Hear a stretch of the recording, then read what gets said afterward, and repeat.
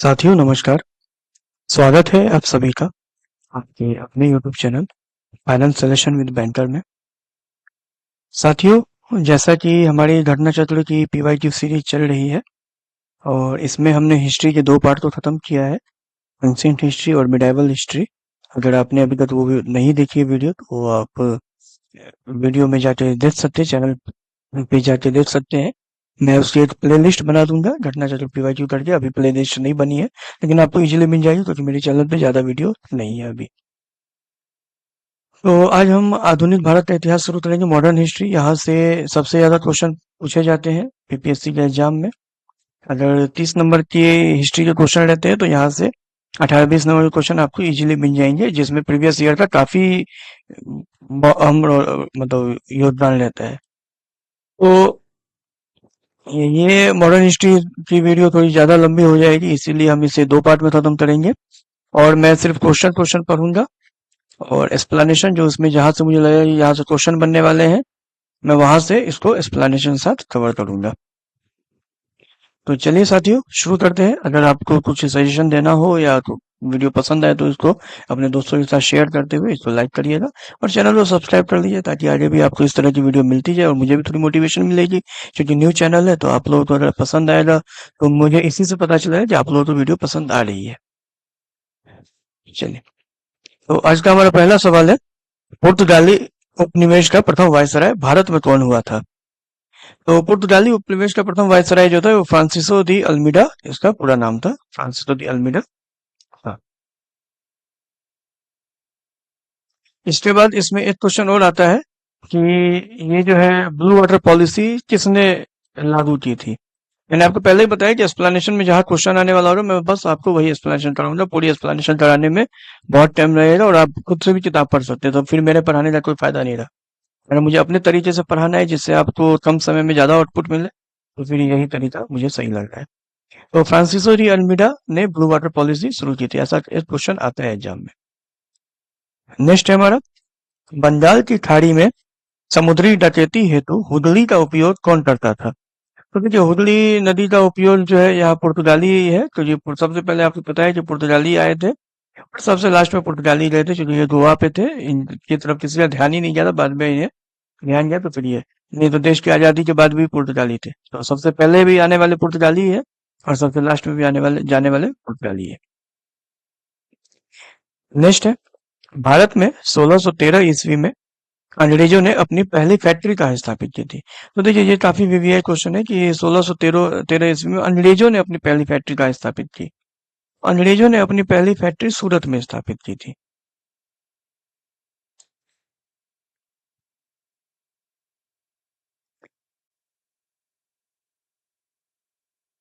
Next है हमारा, निम्नलिखित में से किस अंग्रेज अधिकारी ने पुर्तगाली तो सवाली के स्थान पर आया था? मतलब सौले ये थे तो उसके स्थान पर हराया था।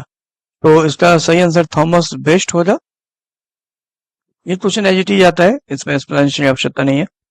नेक्स्ट है हमारा, डच ईस्ट इंडिया कंपनी ने किस वर्ष अपनी फैक्ट्री पटना में स्थापित की थी? अब देखिए, यहाँ पर यह है कि अंग्रेजों ने अपनी फैक्ट्री कहाँ स्थापित की थी? तो वो सूरत में स्थापित की थी 1613 में।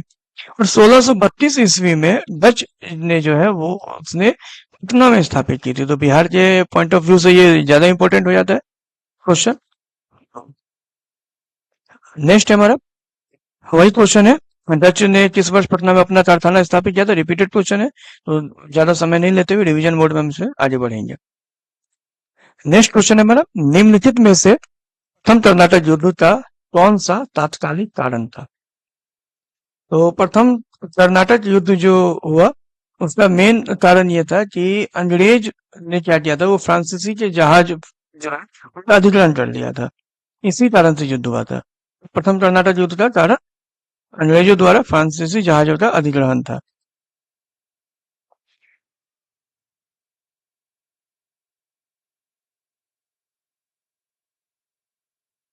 अब देखिए, यहाँ पे थोड़ा एक्सप्लेनेशन देख ले तो कर्नाटक के युद्ध से क्वेश्चन आता है। तो यहाँ ऑस्ट्रिया के उत्तराधिकार का युद्ध भी था जो 1740 में आरंभ हुआ। लेकिन ये एक्चुअली इसका तात्कालिक कारण, एक कारण तो इसका ये था कि ऑस्ट्रिया का उत्तराधिकार का युद्ध था 1746 से 48 तक। लेकिन एक होता है ना कि ये बात हमारी चल रही है, लेकिन एकाएक किस बात पे जाके विद्रोह बरत गया। जैसे 1857 की क्रांति की अगर हम बात करेंगे तो उसमें बहुत सारी बातें हुई थी। लोगों को अंग्रेजों के प्रति मतलब गुलामी सहनी पड़ रही थी, लेकिन उसका तात्कालिक कारण क्या था कि मंगल पांडे ने विद्रोह किया कि ये जो है वो गाय और सुअर की चर्बी है, इसको मुंह से खोलना पड़ता है बंदूक के वो जो गोली है उसको, तो इस वजह से तो वो तात्कालिक कारण बना। ऐसा नहीं है कि उस कारण से युद्ध हुआ 1857। वो वहीं तक रह के सीमित हो जाता, नहीं पूरे देश में जो फैला उसका यही कारण था। तो तात्कालिक कारण ये था, बाकी इसका कारण ऑस्ट्रिया का उत्तराधिकार का भी युद्ध था, जिसका हम अब आगे पढ़ेंगे इसमें। और एक चीज में हम और मतलब एक क्वेश्चन आता है, ज्यादा एक्सप्लेनेशन तो हम नहीं करेंगे, थोड़ा यह बताना जरूरी था इसलिए बता दिया मैंने। ये लाइन बस आपको याद करने की जरूरत है कि कर्नाटक का जो युद्ध बंद हुआ, तो क्या होता है कोई युद्ध अगर समाप्त हुआ तो कोई तो संधि होगी ना, तो वो संधि हमारे लिए इंपॉर्टेंट हो जाती है। तो एट्सला शापेल की संधि जो है उससे ऑस्ट्रिया के उत्तराधिकार का युद्ध समाप्त हो गया और मद्रास जो अंग्रेजों को पुनः प्राप्त हो गया था। चलिए नेक्स्ट है हमारा 1760 का प्रसिद्ध वांडीवाश का युद्ध अंग्रेजों द्वारा किसके खिलाफ लड़ा गया। तो देखिए ये 1760 में अभी हमने देखा है कि फ्रांसीसी और अंग्रेजों की लड़ाई हो रही है 1748 में, तो 1760 में भी हम इसको ऑप्शन एलिमिनेशन की टेक्निक पे भी हम फ्रांसीसी लगा देंगे। नेक्स्ट है हमारा उस क्षेत्र की पहचान करें जहां से यूरोप वासियों को सर्वोत्तम शोरा और अफीम प्राप्त होता था। तो ये आप लोग जानते होंगे कि उस टाइम में बिहार इसी के लिए फेमस हुआ करता था, शोरा और अफीम के लिए। नेक्स्ट है हमारा अंग्रेजी शासनकाल में भारत का कौन सा क्षेत्र अफीम उत्पादन हेतु प्रसिद्ध था। तो वही क्वेश्चन रिपीट हुआ है, बिहार। नेक्स्ट है, इसमें आप देखते हैं ये सूची मिलाने वाली है और ये हमें एकदम इसको देखना है। क्रिस्टोफर कोलंबस, तो यहाँ पे क्या पूछ रहा है कि खोजकर्ता और वो कहाँ का था। तो क्रिस्टोफर कोलंबस कहाँ का था, तो क्रिस्टोफर कोलंबस जो वो इटली का रहने वाला था, तो एक हमें मिल जाएगा। तो उस हिसाब से हम ए में 3, ए में देख लेते हैं कि हमारे ए और सी दो ऑप्शन यहाँ पे ट्रैक किया है। अगर ऑप्शन एलिमिनेशन का लगाए और इसमें से अगर हमें एक का भी और वो याद हो रहा तो हम इसमें आगे बढ़ सकते हैं। जैसे ये है मैगलन, फर्डिनेंड मैगलन, तो इनका पुर्तगाल था, ये मुझे याद है। और इस हिसाब से हम डी का एक और ए हमारा सही आंसर है। लेकिन बाकी को भी हमें देखना जरूरी है। तो ये जो है जेक्स कार्टियर, इनका कहाँ था, तो बी का इनका फ्रांस है। और सर फ्रांसिस ड्रेक यूके के थे, यूनाइटेड किंगडम, लंदन जो है यूके, हालांकि यूके में बहुत सारे कंट्री आती है। चलिए 69 बीपीएससी का पूछा हुआ क्वेश्चन है ये।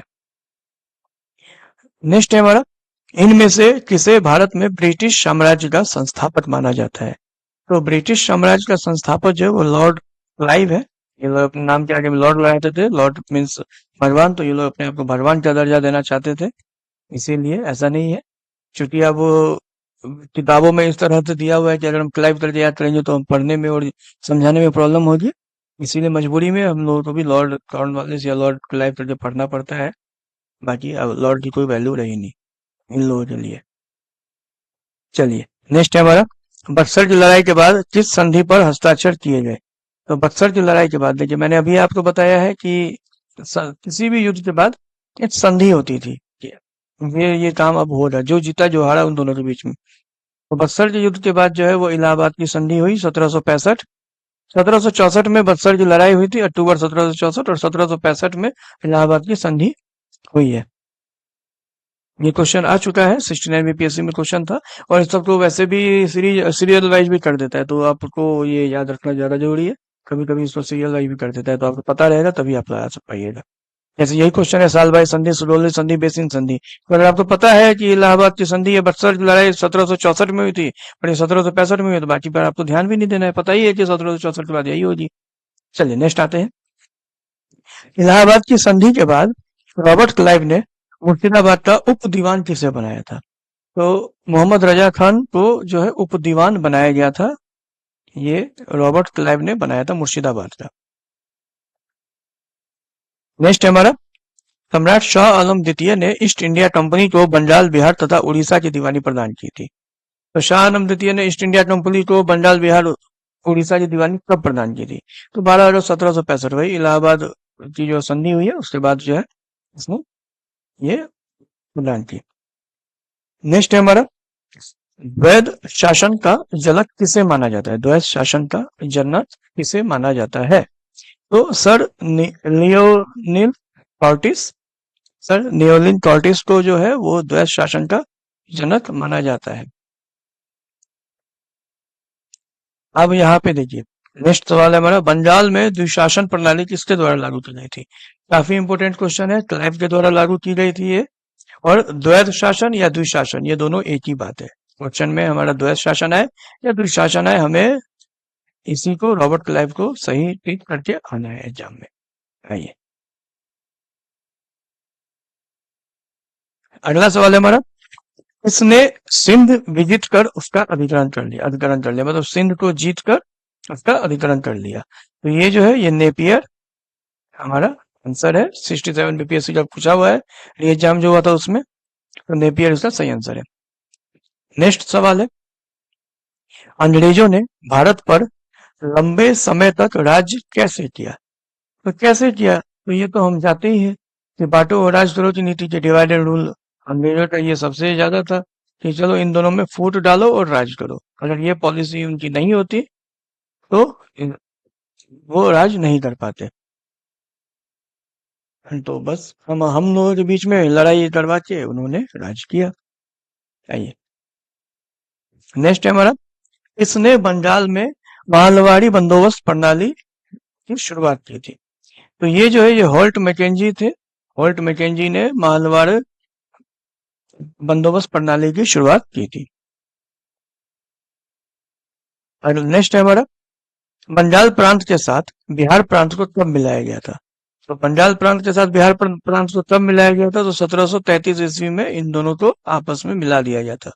और ये बंगाल से बिहार अलग कब हुआ? तो वो हम सब जानते हैं 1912 में, जब हम बिहार दिवस मनाते हैं 1912, उसी के एवज, उसी के उपलक्ष्य में हम बिहार दिवस मनाते हैं। चलिए, नेक्स्ट है हमारा, टीपू सुल्तान ने अपनी राजधानी बनाई? तो देखिए, टीपू सुल्तान ने श्रीरंगपट्टनम में अपनी राजधानी बनाई थी। नेक्स्ट सवाल है, वर्ष कितने में टीपू सुल्तान और ब्रिटिश ईस्ट इंडिया कंपनी के बीच मंगलुरु की संधि पर हस्ताक्षर किए गए थे? तो वर्ष 1784 में ये हस्ताक्षर किए गए थे। बीपीएससी असिस्टेंट का क्वेश्चन है, पूछा हुआ है और काफी अच्छा क्वेश्चन है, आने की संभावना काफी ज्यादा बनती है इनकी। तो टीपू सुल्तान और ब्रिटिश ईस्ट इंडिया कंपनी के बीच जो है 1784 में हुई थी। तो इस संधि के बाद द्वितीय मैसूर युद्ध हुआ, सॉरी द्वितीय मैसूर युद्ध का अंत हुआ। 1780 से 84 तक ये युद्ध चला था। और जैसा कि मैंने आपको बताया है कि युद्ध के बाद इस संधि से युद्ध का अंत हो रहा, तो ये उसी की। अंग्रेजों ने श्रीरंगपट्टनम की संधि किसके साथ की थी? तो ये अभी हमने पढ़ा है कि टीपू सुल्तान ने राजधानी वहां पे शिफ्ट की थी, तो ऑब्वियस बात है टीपू सुल्तान के साथ ही श्रीरंगपट्टनम की संधि की गई।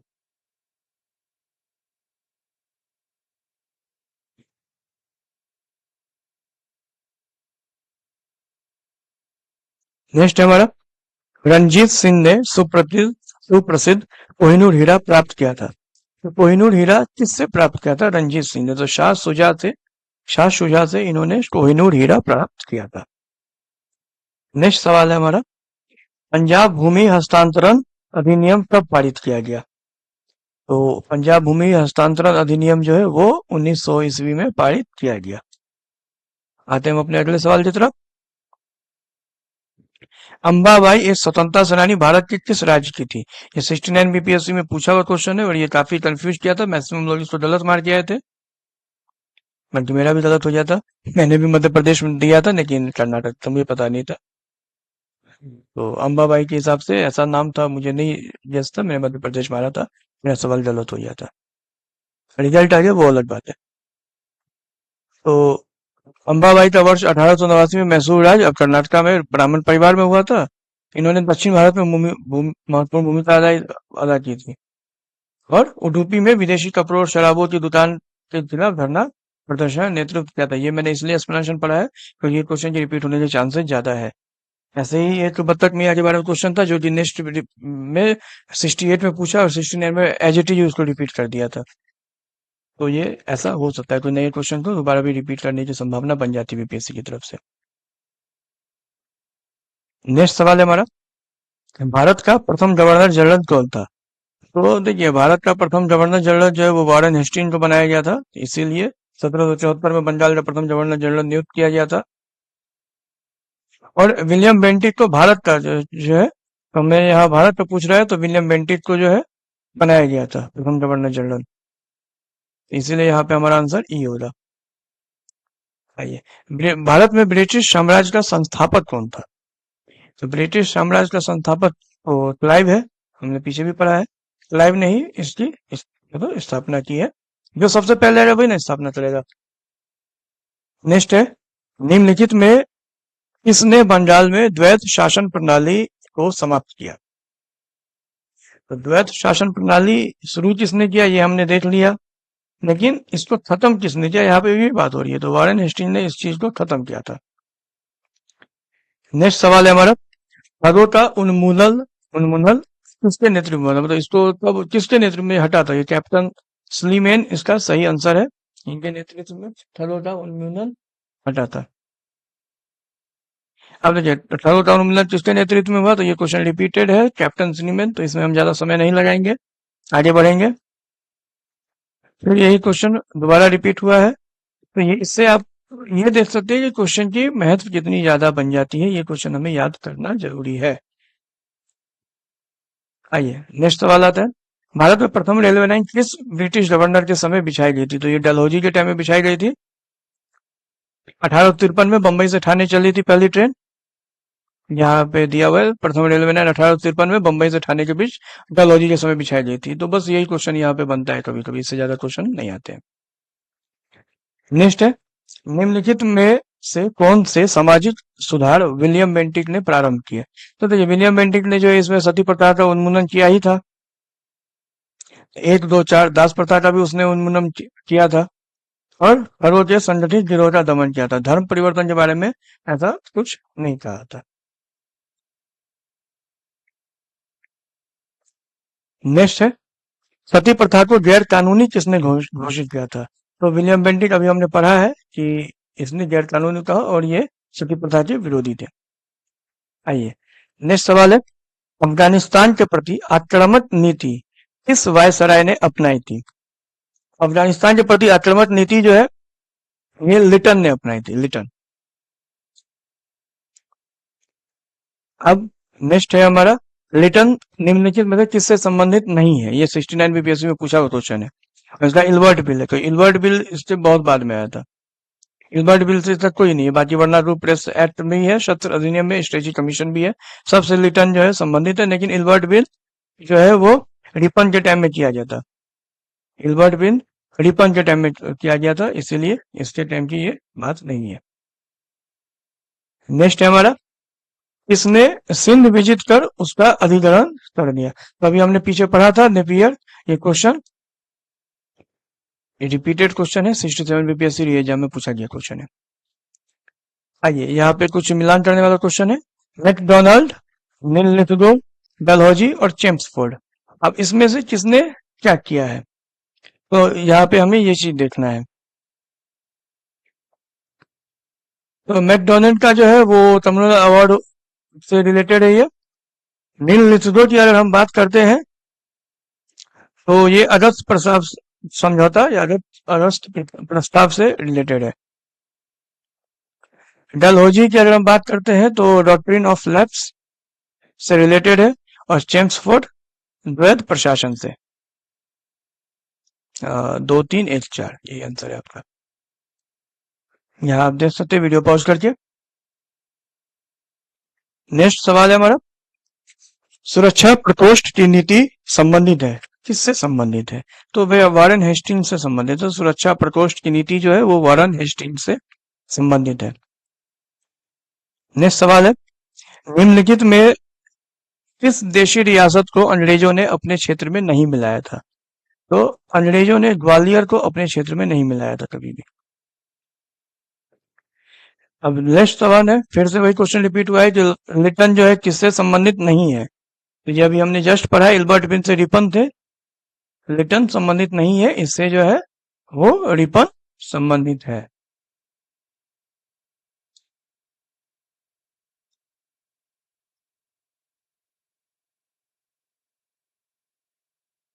नेक्स्ट सवाल है, भारत के वायसराय के रूप में किसके कार्यकाल में महान भगत मतलब महान शहीद भगत सिंह सुखदेव और राजगुरु को फांसी दी गई? तो मतलब ये क्वेश्चन ये है कि मतलब भगत सिंह सुखदेव और राजगुरु को जो फांसी दी गई थी 23 मार्च 1931 को, ये किनके टाइम में, मतलब उस टाइम में कौन थे? तो ये इरविन थे। इरविन उस टाइम में गवर्नर थे। आइए नेक्स्ट सवाल है, इंपीरियल कैडेट कॉर्प्स आईसीसी की स्थापना किसने की थी? आईसीसी की स्थापना जो वो कर्जन ने की थी। और बंगाल विभाजन से इनका काफी नाम है। बंगाल विभाजन का क्वेश्चन काफी बार पूछा हुआ है कि बंगाल विभाजन किसके टाइम में हुआ था? कर्जन के ही टाइम में बंगाल विभाजन हुआ है। आगे हम ये सवाल देखेंगे। देखिए चर्चा हो रही है तो मैं बताना इसलिए जरूरी है ताकि आगे आपको उस चीज को ज्यादा याद हो रिलेट करके। चलिए नेक्स्ट सवाल है हमारा, महारानी विक्टोरिया को भारत की साम्राज्य नियुक्त किया गया था, तो कब किया गया था? तो देखिए ये जो है सवाल 1877 में इनको भारत की साम्राज्य नियुक्त किया गया था।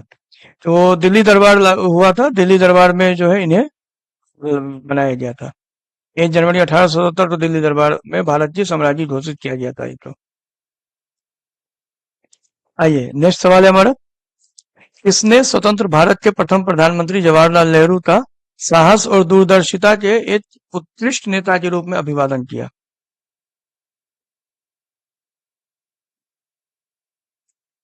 तो इसका जो सही आंसर है वो माउंट बेटन है। माउंट बेटन ने जो है जवाहरलाल नेहरू जी के बारे में कहा था, साहस और दूरदर्शिता के एक उत्कृष्ट नेता के रूप में अभिवादन किया था इनका। ये सब क्वेश्चन काफी मतलब अच्छी क्वालिटी क्वेश्चन है, तो हमें ये सब क्वेश्चन को देखना है। अब ये एक सवाल है हमारा, नेक्स्ट क्वेश्चन करते हैं। मुझे विश्वास है कि कांग्रेस अपने विनाश की तरफ जा रही है और मेरी यह बड़ी इच्छा भारत में रहते होगी कि इसके शांति प्रिय निधन के लिए इसका सहायक बन सकूं। ये किसने कहा था? तो ये कर्जन ने कहा था।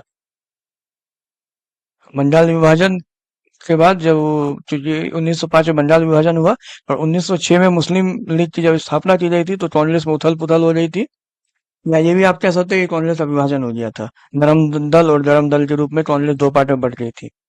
तो इस लिए कर्जन ने ये कहा था कि कांग्रेस जो अपने विनाश की तरफ जा रही है, और ये लोग चाहते थे, इन लोगों को पता था कि अगर कांग्रेस का नाश मतलब विनाश हो जाता है तो फिर हम लोग को अभी यहाँ पे भारत में राज करने से कोई दिक्कत नहीं होगी, क्योंकि इन लोगों को उस टाइम में कांग्रेस ही एक ऐसी पार्टी थी जिससे इन लोगों को डर था। और जब कांग्रेस में आपस में फूट पड़ गई तो ये लोग खुश हो गए कि चलो अब तो ये जा ही रही है, तो मैं मतलब एक बार मेरे रहते हुए अगर ये खत्म हो जाती तो ज्यादा अच्छा रहता, मैं इसका सहायक बन जाता। ये उसने बताया था ये चीज, मेरे मेरे मेरे टेन्योर में ये बात हो जाती तो ज्यादा अच्छा रहता। चलिए आते हैं हम अपने अगले सवाल की तरफ। निम्न में से किस वायसराय के कार्यकाल में भारतीयों को राय बहादुर और खान बहादुर उपाधियां प्रदान करना प्रारंभ हुआ? तो इसका आंसर ई है।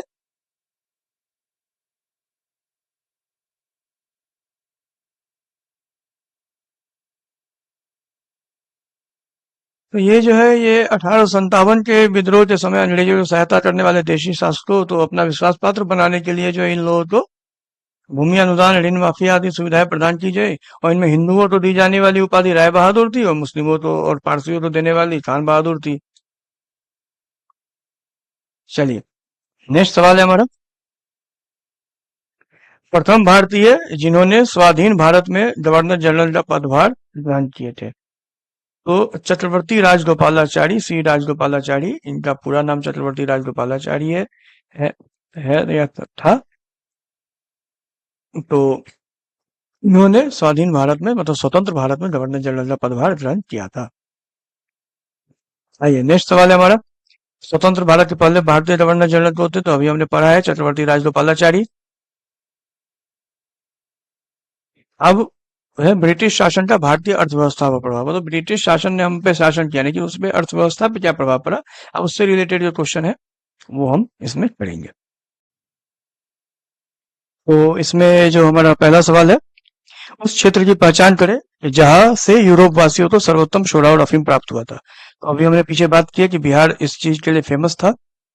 चलिए अगला सवाल है हमारा, अंग्रेजी शासन काल में भारत का कौन सा क्षेत्र अफीम उत्पादन हेतु प्रसिद्ध था? तो ये क्वेश्चन सब रिपीटेड है, हमें बस इसलिए देखना ज्यादा जरूरी है क्योंकि रिपीटेड है तो हमारे एग्जाम में आ जाएगा तो फिर बहुत अच्छा हो जाएगा। अभी पढ़ने में हमें लग रहा है कि अरे एक ही क्वेश्चन हम बार बार पढ़ रहे हैं, लेकिन यही क्वेश्चन जब हमारे एग्जाम में आ जाएगा तो फिर हमें काफी अच्छा लगेगा, चलो ये तो हमें आता है, ये 1 नंबर हमें आराम से मिल गया। नेक्स्ट है, स्थायी बंदोबस्त किसके साथ किया गया था? तो स्थायी बंदोबस्त किसके साथ किया जाएगा? जमींदारों के साथ किया जाएगा, जो जमीन से रिलेटेड प्रणाली थी ये। तो जमींदारों के साथ ही हम ये करेंगे, जमीन के कोई भी तरह की बातें अगर करेंगे तो जमींदारों के साथ करेंगे। सेम कंडीशन है कि बिहार में परमानेंट सेटलमेंट लागू करने का कारण क्या था? तो ये परमानेंट सेटलमेंट लागू करने का क्वेश्चन मतलब कारण ये था कि भू राजस्व का राजस्व निर्णय करना, मतलब ये हम एक परमानेंट सेटलमेंट कर देते हैं, इसमें हम आपका कितना भू राजस्व लेंगे, मतलब क्या टैक्स लेंगे जमीन पे जो उपज होगी, तो वो एक राजस्व हम इस पे मतलब ये करेंगे, डिसाइड करेंगे। नेक्स्ट सवाल है हमारा, रैयतवाड़ी व्यवस्था सर्वप्रथम कहाँ लागू की गई थी?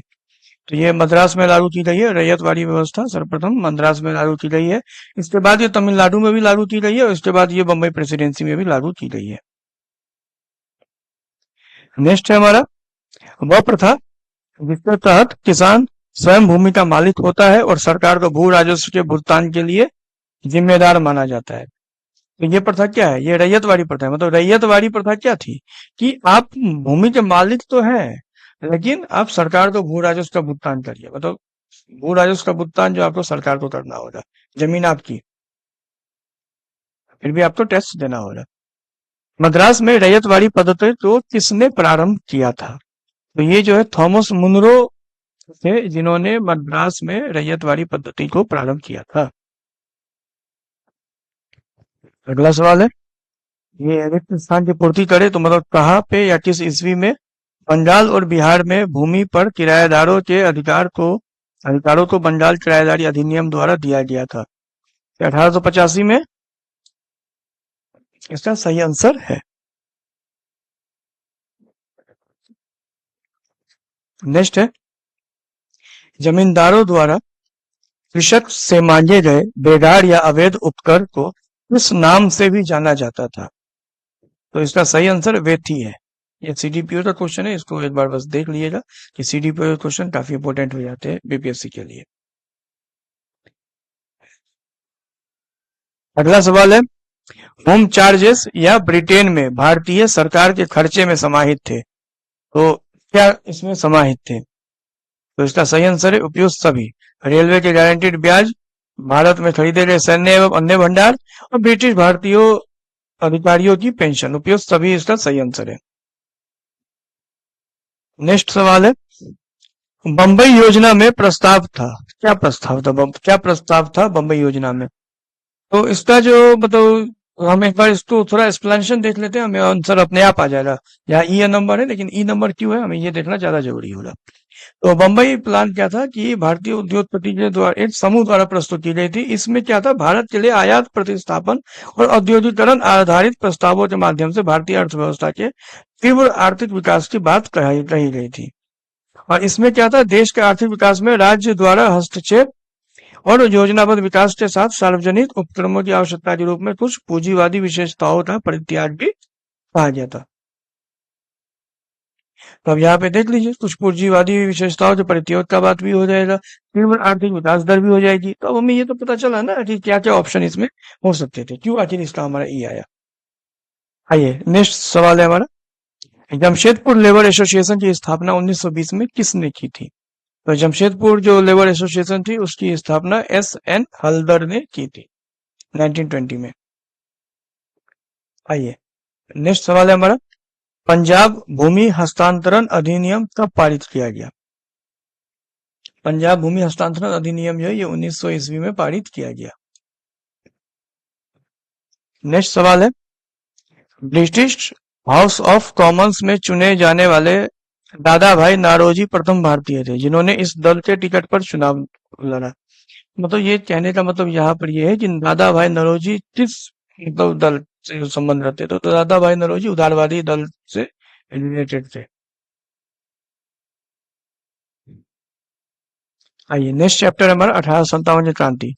साथियों ये एक ऐसा चैप्टर है जहां से बीपीएससी एक क्वेश्चन हमेशा पूछती है, ये बीपीएससी का फेवरेट क्वेश्चन चैप्टर है। तो इसको हम देखते हैं और थोड़ा सही से देखिएगा। अगर कहीं पर आपको मेरी आवाज में कोई प्रॉब्लम लगे तो उस वीडियो पॉज करके आप एक बार खुद से उसको रीड कर लीजिएगा, लेकिन इस चैप्टर को बहुत काफी ध्यान से करने की जरूरत है। आइए, हमारा पहला सवाल है कि अंग्रेजी भारतीय सेना में चर्बी वाले कारतूसों से चलने वाली एनफील्ड राइफल कब शामिल की गई थी? ये दिसंबर 1856 में शामिल की गई थी।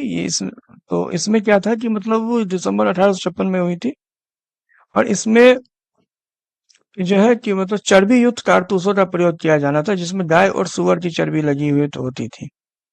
तो ये इसी कारण से ये था और इसको क्या था कि मतलब आपको मतलब मुंह से काटना पड़ता था, कारतूस के ऊपर वाले भाग को मुंह से काटना पड़ता था। तो गाय में और सुअर की चर्बी लगी और हमें मुंह से काटना पड़ रहा है, तो ये तो हमारे धर्म से रिलेटेड हो गया। तो इसीलिए जो है सैनिक अधिकारियों ने इस पे विद्रोह मतलब तात्कालिक कारण यही बना था। 1857 जो विद्रोह था तात्कालिक कारण बना था। और 1857 की क्रांति सर्वप्रथम कहाँ से प्रारंभ हुई थी? तो ये मेरठ से ही प्रारंभ हुई थी। यही मंडल पांडे जी ने शुरू किया था। और फिर हमारा क्वेश्चन है 1857 ईस्वी का विद्रोह कहाँ से प्रारंभ हुआ? तो मेरठ से प्रारंभ हुआ। यहाँ क्वेश्चन काफी रिपीट होंगे, तो यहाँ से हमेशा हर साल क्वेश्चन आते हैं, लेकिन फिर भी हमें सारे क्वेश्चन को एक बार देखते हुए चलना है। 1857 की क्रांति कहाँ से प्रारंभ हुई थी? मेरठ से प्रारंभ हुई थी। आइए, 1857 में भारत का गवर्नर जनरल कौन था? केनिंग के टाइम में 1857 की क्रांति हुई थी। केनिंग के टाइम में 1857 की क्रांति हुई थी, जो 56 से लेकर 58 तक के पीरियड में रहा था। 56 से लेकर 58 तक क्या पीरियड केनिंग का था? 1857 की क्रांति उसी पीरियड में हुई।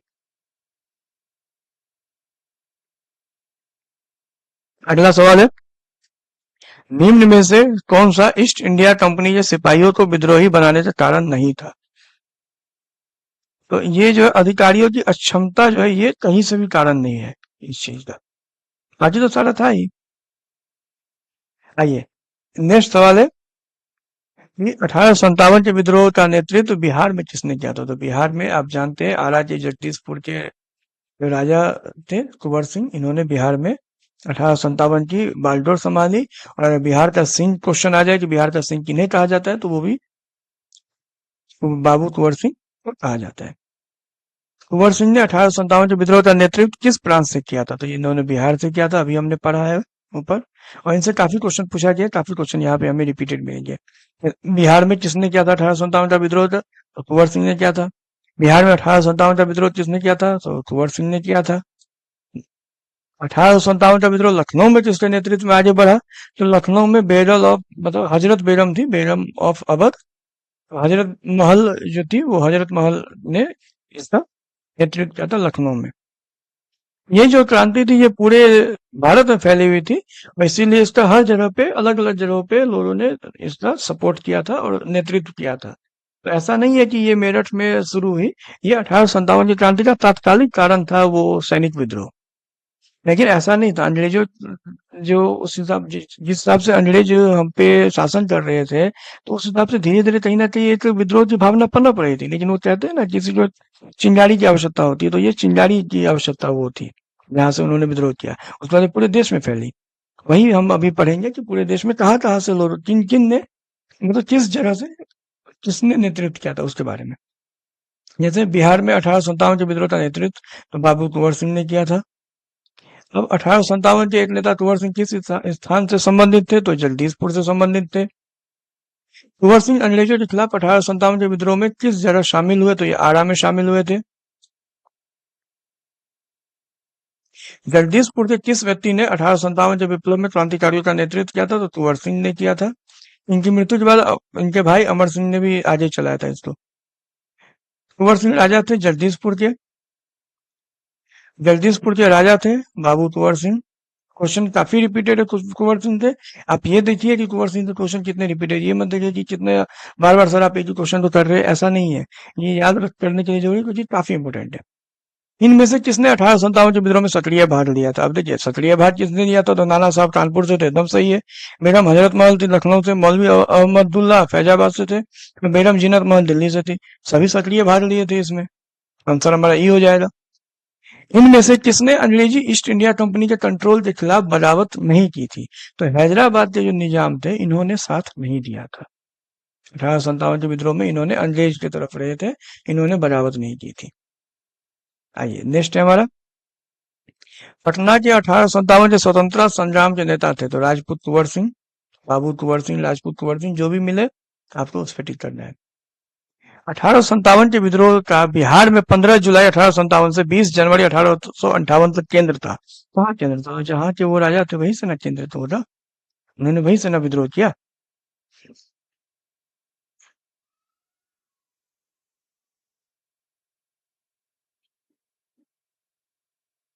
निम्नलिखित में से कौन 1857 के विद्रोह में अंग्रेजों का सबसे कट्टर दुश्मन था?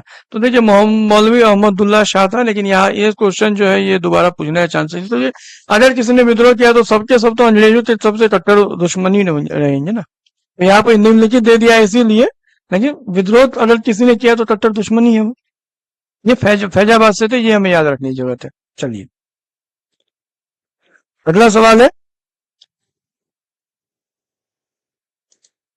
1857 के विद्रोह को किस उर्दू कवि ने देखा था? तो मिर्जा गालिब, इन्होंने 1857 के मतलब विद्रोह को देखा था। नेक्स्ट सवाल है हमारा, निम्नलिखित में से किसका नाम 1857 ईस्वी के आंदोलन से जुड़ा है? ये तात्या टोपे हैं, जिनका नाम 1857 के आंदोलन से जुड़ा हुआ है। झांसी की रानी लक्ष्मीबाई की मृत्यु कहाँ पर हुई थी? तो इनकी मृत्यु ग्वालियर में हुई थी। ये झांसी की रानी थी, लेकिन इनकी मृत्यु जो वो ग्वालियर में लड़ते लड़ते हो रही थी अंग्रेजों के खिलाफ।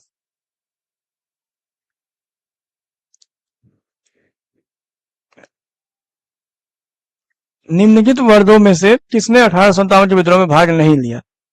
तो इसका जो सही आंसर है वो साहूकारों ने भाग नहीं लिया था और जमींदारों ने भाग नहीं लिया। किसान तो थे ही, किसान की तो जमीन छीनी जा रही थी, तो किसान तो थे ही, मजदूर थे ही। यही कारण था इन दोनों ने भाग नहीं लिया, यही कारण था कि ये 1857 की क्रांति सफल भी नहीं हो पाई, इसलिए ये सब भी कारण थे कि इन लोगों ने भाग नहीं लिया।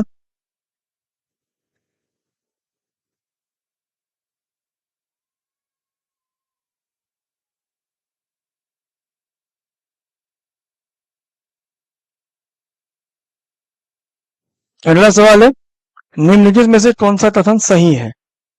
तो 1857 में दरभंगा, डुमराव और हटवा के महाराजाओं ने जो है मतलब हमारा साथ नहीं दिया था, मतलब हमारा मतलब उनका साथ नहीं दिया था, और ये जो है अंग्रेजों की मदद की थी इन्होंने। आइए नेक्स्ट सवाल है हमारा, 1857 के विद्रोह से बिहार का कौन सा भाग अप्रभावित रहा था? तो बिहार का जो है मुंगेर जो है वो अप्रभावित रहा था, बाकी सब जगह। आरा में तो हमने अभी पढ़ा ही था, दानापुर में छावनी थी, पटना हुआ ही था, मुजफ्फरपुर में विद्रोह हुआ ही था। नेक्स्ट है, 1857 के विद्रोह के दौरान ब्रिटिश सेना के किस सेनापति को कुंवर सिंह के विरुद्ध भेजा गया था? तो ये जो है ये नन ऑफ दीज है, क्योंकि विंसेंट आयर जो है वो कुंवर सिंह के विरुद्ध भेजा गया था। नेक्स्ट है हमारा, 1857 का विद्रोह लखनऊ में किसके नेतृत्व में आगे बढ़ा था? तो अभी हमने पढ़ा है लखनऊ में बेगम ऑफ अवध, बेगम हजरत महल।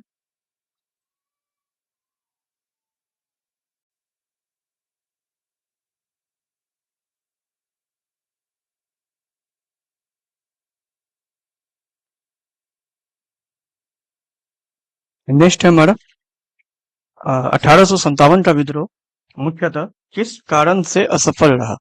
तो देखिए कारण तो इसके बहुत सारे हैं, लेकिन सबसे बड़ा जो कारण है वो कोई योजना नहीं थी और केंद्रीय संगठन की कमी थी। जैसा कि मैंने आपको बताया कि इसमें जमींदार साहूकारों ने साथ नहीं दिया, उल्टे उन्होंने अंग्रेजों का साथ दिया, उन्हें फंड से मदद की। तो इन सब कारणों से कि आपस में एकता नहीं थी, कोई संगठन नहीं था उनका, और कोई योजना नहीं थी, जिसने जहां से हुआ उसने विद्रोह शुरू कर दिया, आपस में कोई ऐसी रणनीति नहीं थी। ये सबसे बड़ा कारण इसका रहा था।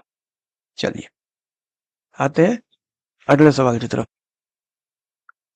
1857 के विद्रोह की विफलता के निम्नलिखित में से कौन से कारण थे?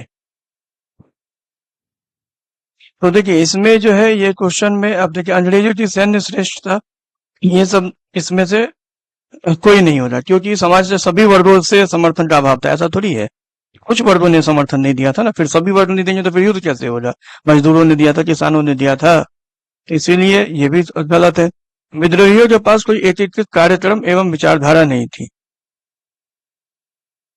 अब देखिए ये तो है इसमें, लेकिन यहाँ पे आप देखिए कि इसमें कहीं पे ऐसा 2 नंबर ऑप्शन नहीं है, यहाँ पे केवल 2 और 3 है, या 1 और 2 है, या उपयुक्त सभी है। तो 3 नंबर नहीं है और 1 नंबर भी नहीं है। अंग्रेजी की सैन्य श्रेष्ठता इसके कारण कोई ऐसा कुछ नहीं था। हमारे पास एकता रहती तो आराम से जीत जाते, इसीलिए नन ऑफ दीज है, क्योंकि 2 नंबर इसका सही आंसर है और हमारे ऑप्शन में 2 नंबर नहीं है। आइए आते हैं हम अपने अगले सवाल की तरफ। ये कारण है, मतलब कथन और कारण है। 1857 में प्रथम स्वतंत्रता संग्राम ब्रिटिश सरकार से स्वतंत्रता प्राप्त करने में असफल रहा। बहादुर शाह जफर के नेतृत्व को जन सहयोग नहीं मिला था और अधिकांश महत्वपूर्ण रियासतों के शासक उनका साथ देने में कतरा गए। तो ये जो है, ये एकदम सही कारण है और उसका मतलब कथन भी सही है, उसका सही स्पष्टीकरण भी करता है। आइए नेक्स्ट है हमारा, महारानी विक्टोरिया ने भारतीय प्रशासन को ब्रिटिश राज के नियंत्रण में लेने की घोषणा कब की थी? तो 1 नवंबर 1858 को घोषणा की थी, क्योंकि ये युद्ध जब खत्म हो गया तो उसके बाद महारानी विक्टोरिया ने कहा था कि भारतीय प्रशासन को ब्रिटिश राज के नियंत्रण में ले लीजिए। अगला सवाल है, निम्नलिखित में से किस तिथि को रानी विक्टोरिया की उद्घोषणा जारी हुई? तो किस तिथि को, तो अभी हमने पढ़ा है नवंबर 1858, 57 से 58 तो युद्ध ही चला है, 1858 में ही होगा। अगला सवाल है,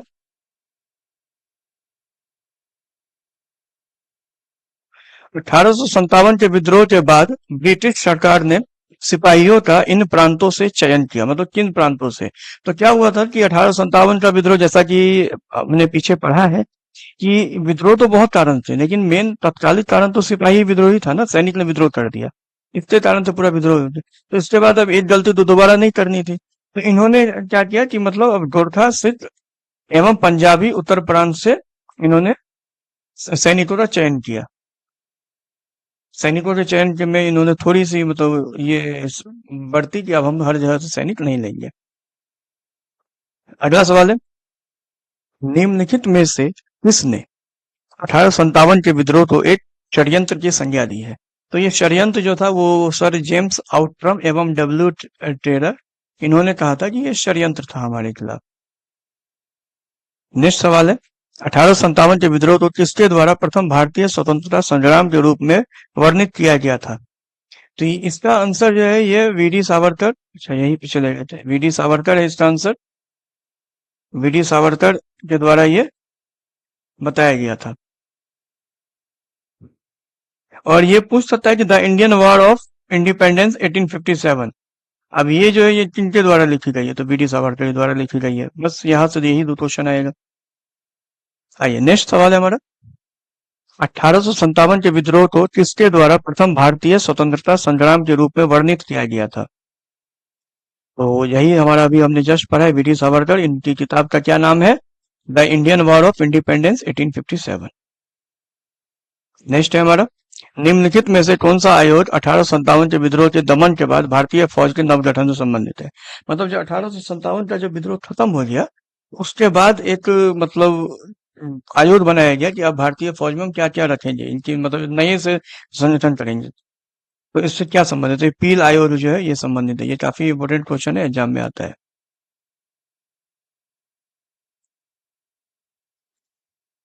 अगला सवाल है, मैं जहां भी हूँ जगदीशपुर वही है। तो हम देखिए जगदीशपुर के जो राजा है ये बात वही कहेंगे। अमर सिंह उनके भाई थे। झांसी की रानी के बारे में हमें पता है कि वो झांसी की रानी थी। तो कुंवर सिंह जो है, झांसी की रानी की मृत्यु ग्वालियर में हुई है। ये क्वेश्चन बहुत इंपॉर्टेंट है, पूछता है। नेक्स्ट है, किसने कहा था कि 1857 की घटना का प्रारंभ धर्म के संघर्ष के रूप में हुआ था और उस घटना का अंत स्वतंत्रता संग्राम के रूप में हुआ? तो ये डॉक्टर एस एन सेन है, इन्होंने कहा था। तो यहाँ तो बात सही है कि शुरुआत तो इसके धर्म के रूप में हुई थी, मतलब धर्म के संघर्ष के रूप में, लेकिन ऐसा तो था नहीं है। उसके लिए तो फिर सैनिक ही विद्रोह करते, लेकिन धीरे धीरे ये स्वतंत्रता संग्राम का रूप ले लिया था और आजादी की लड़ाई थी ये। नहीं, चूंकि इसमें सबका सहयोग नहीं मिला था इसीलिए आजादी मिल नहीं पाई और बाद में फिर अंग्रेजों ने वापस से इस आंदोलन को दबा के फिर से उन्होंने राज किया। आइए अब 1857 के बाद कुछ और भी आंदोलन हुए जहां से क्वेश्चन आते हैं, या 1857 से पहले भी। तो 1857 का आंदोलन तो बहुत बड़ा आंदोलन है, लेकिन इसके अलावा भी कुछ आंदोलन है जो कि हमारे एग्जाम के पॉइंट ऑफ व्यू से काफी इंपॉर्टेंट है। चलिए, इसमें पहला सवाल है, प्रसिद्ध नाटक नील दर्पण जिसमें इंडिगो की खेती करने वाले किसानों के दमन का चित्रण किया गया था, की रचना किसने की थी? तो ये दीन बंधु मित्र है। देखिए इनका नाम अगर याद नहीं हो तो ऐसे भी याद रख सकते हैं, दीन बंधु मतलब गरीबों के बंधु, गरीबों के भाई भाई। दीन मतलब गरीब और बंधु मतलब भाई, मित्र जो भी आप कहें। तो दीन बंधु गरीबों के भाई, तो ये किसान के बारे में, किसान क्या है, पहले किसान तो गरीब थे ना। तो गरीबों के बारे में कौन मदद मतलब कौन उनका मित्र होगा, तो दीन बंधु मित्र। अगर आपको नहीं याद आए तो आप इस तरह से भी याद कर सकते हैं। बाकी इसमें कोई सेंस नहीं है, ये बस एक याद करने के लिए बताया। ऐसा कुछ नहीं है जो मैं आपको बता रहा हूँ तो वो चीज हो। नील विद्रोह किसके बारे में था?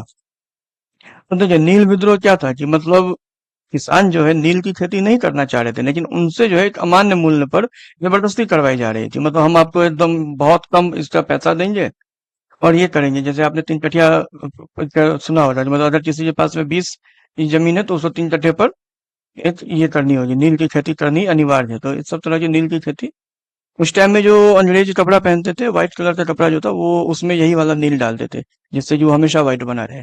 और उस नील की खेती में क्या था कि वो अगर नील की खेती अगर आप कर रहे हैं तो वो जमीन बंजर हो जाती थी, उस जमीन पे भी आप दूसरी चीज नहीं कर पाएंगे। तो इस वजह से नील की खेती किसान नहीं करना चाह रहे थे। एक तो उनको उतना अच्छा पैसा भी नहीं मिल रहा है कि अब 3 साल 4 साल के लिए जमीन बंजर हो गई तो उस हिसाब से आप हमें पैसा ही दे दो कि हमारा काम चल जाएगा, तो ऐसा भी नहीं है। तो इसलिए ये जो है ये शोषण हो रहा था उनका। आइए आते हैं अगले सवाल की तरफ। निम्नलिखित में से कौन नील विद्रोह के नेता थे? तो देखिए नील विद्रोह के नेता जो थे, ये बीपीएससी असिस्टेंट में पूछा हुआ क्वेश्चन, और ये काफी पॉसिबिलिटी है कि बीपीएससी इसको दोबारा पूछे, क्योंकि अभी तक बीपीएससी में पूछा हुआ क्वेश्चन नहीं है। और बीपीएससी ऐसे ही क्वेश्चन उठाती है जो उतने अपने बीपीएससी के एग्जाम में नहीं, लेकिन बाकी किसी असिस्टेंट में या टीआरई में या और कहीं पूछा हो। तो इस हिसाब से ये क्वेश्चन काफी इंपोर्टेंट है। दिगंबर विश्वास और विष्णुचरण विश्वास इनसे नेता थे। आइए अगला सवाल है हमारा। नील कृषकों की दुर्दशा पर लिखी गई पुस्तक नील दर्पण के लेखक कौन है? तो मैंने अभी आपको जस्ट बताया है कि नील दीन बंधु मित्र मतलब दीन के जो बंधु भाई मित्र है वही इस पे किताब लिखे हैं। अगला सवाल है। बंगाल व बिहार के नील कृषकों की दशा का वर्णन करते हुए नील दर्पण नाटक किसके द्वारा लिखा गया? तो नील दर्पण नाटक जो है वो किसके द्वारा लिखा गया? तो बस वही सवाल है, उसी को थोड़ा घुमा फिरा के पूछा है, इसलिए मैंने आपको ये थोड़ी ट्रिक का मतलब लगाया ताकि आपको कंफ्यूजन ना हो। नेक्स्ट है हमारा। बंकिम चंद्र चटर्जी का उपन्यास आनंद मठ में किस विद्रोह का उल्लेख किया गया? देखिए अब यहाँ से 2 3 सवाल बढ़ रहे हैं कि आनंद मठ उपन्यास किसके द्वारा रचित है? तो बंकिम चंद्र चटर्जी के द्वारा। ये किस विद्रोह का उल्लेख कर रही है? तो ये सन्यासी विद्रोह का उल्लेख कर रही है। और ये क्यों इंपॉर्टेंट हो जाता है? क्योंकि वंदे मातरम जो गीत है हमारा वो आनंद मठ से ही लिया गया है। ये एक काफी इंपोर्टेंट क्वेश्चन है कि वंदे मातरम कहाँ से लिया गया? तो आनंद मठ से। या किसके उपन्यास से? तो बंकिम चंद्र चटर्जी। तो यहाँ से हमारे 3 क्वेश्चन हमें देखने के लिए मिल गए। आइए नेक्स्ट है हमारा। बंकिम चंद्र चट्टोपाध्याय के आनंद मठ में किस विद्रोह था? तो सन्यासी विद्रोह था। क्वेश्चन रिपीट होगा तो हम ज्यादा समय नहीं लेंगे, कुछ वीडियो काफी लंबी बन जाएगी। फिर आनंद मठ में किस विद्रोह का उल्लेख किया गया है? सन्यासी विद्रोह का। क्वेश्चन काफी भी आई है इसलिए बार बार पूछा गया है, इस चीज की गंभीरता तो आप समझे। महाराष्ट्र में रामोसी कृषक जत्था किसने स्थापित की थी? तो देखिए वसुदेव बलवंत फड़के ने जो है रामोसी कृषक जत्था की स्थापना की थी। रामोसी विद्रोह सही रूप से किस भौगोलिक इलाके में हुआ था? तो देखिए ऑब्वियस बात है, अभी हमने पढ़ा है यहाँ महाराष्ट्र में होता, तो महाराष्ट्र है कहाँ पे? तो अगर महाराष्ट्र की हम बात करें तो ये जो इंडिया का मैप है ये यहाँ ऐसे गुजरात है, और ऐसे ऐसे जो ये बनाएंगे, सॉरी मुझे मैप इस पे बनाने नहीं आता है, और वैसे भी जो है ये बांग्लादेश का पार्ट हो गया। तो महाराष्ट्र हमारा इस पोर्शन पे, ये गुजरात है और यहाँ महाराष्ट्र है।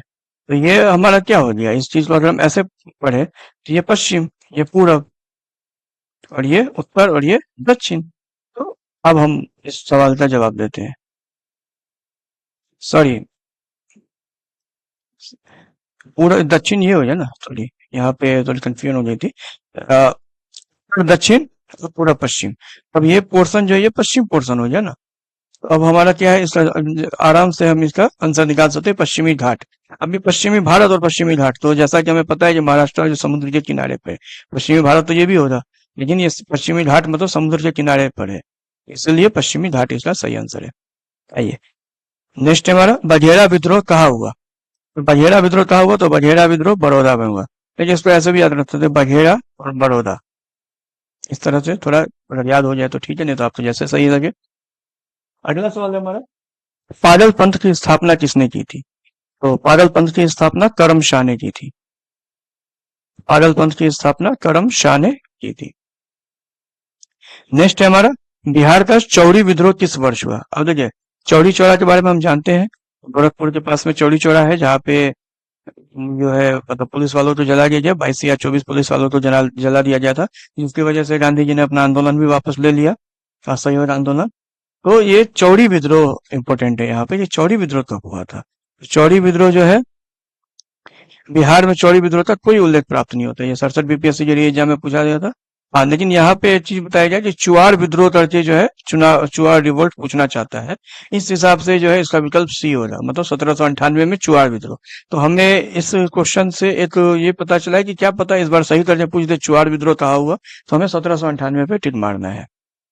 आइए, अगला सवाल है हमारा, मानव बलि प्रथा का निषेध करने के कारण अंग्रेजों के विरुद्ध विद्रोह करने वाली जनजाति का क्या नाम था? तो ये गोंड जनजाति थी जिसने अंग्रेजों के विरुद्ध जो विद्रोह किया।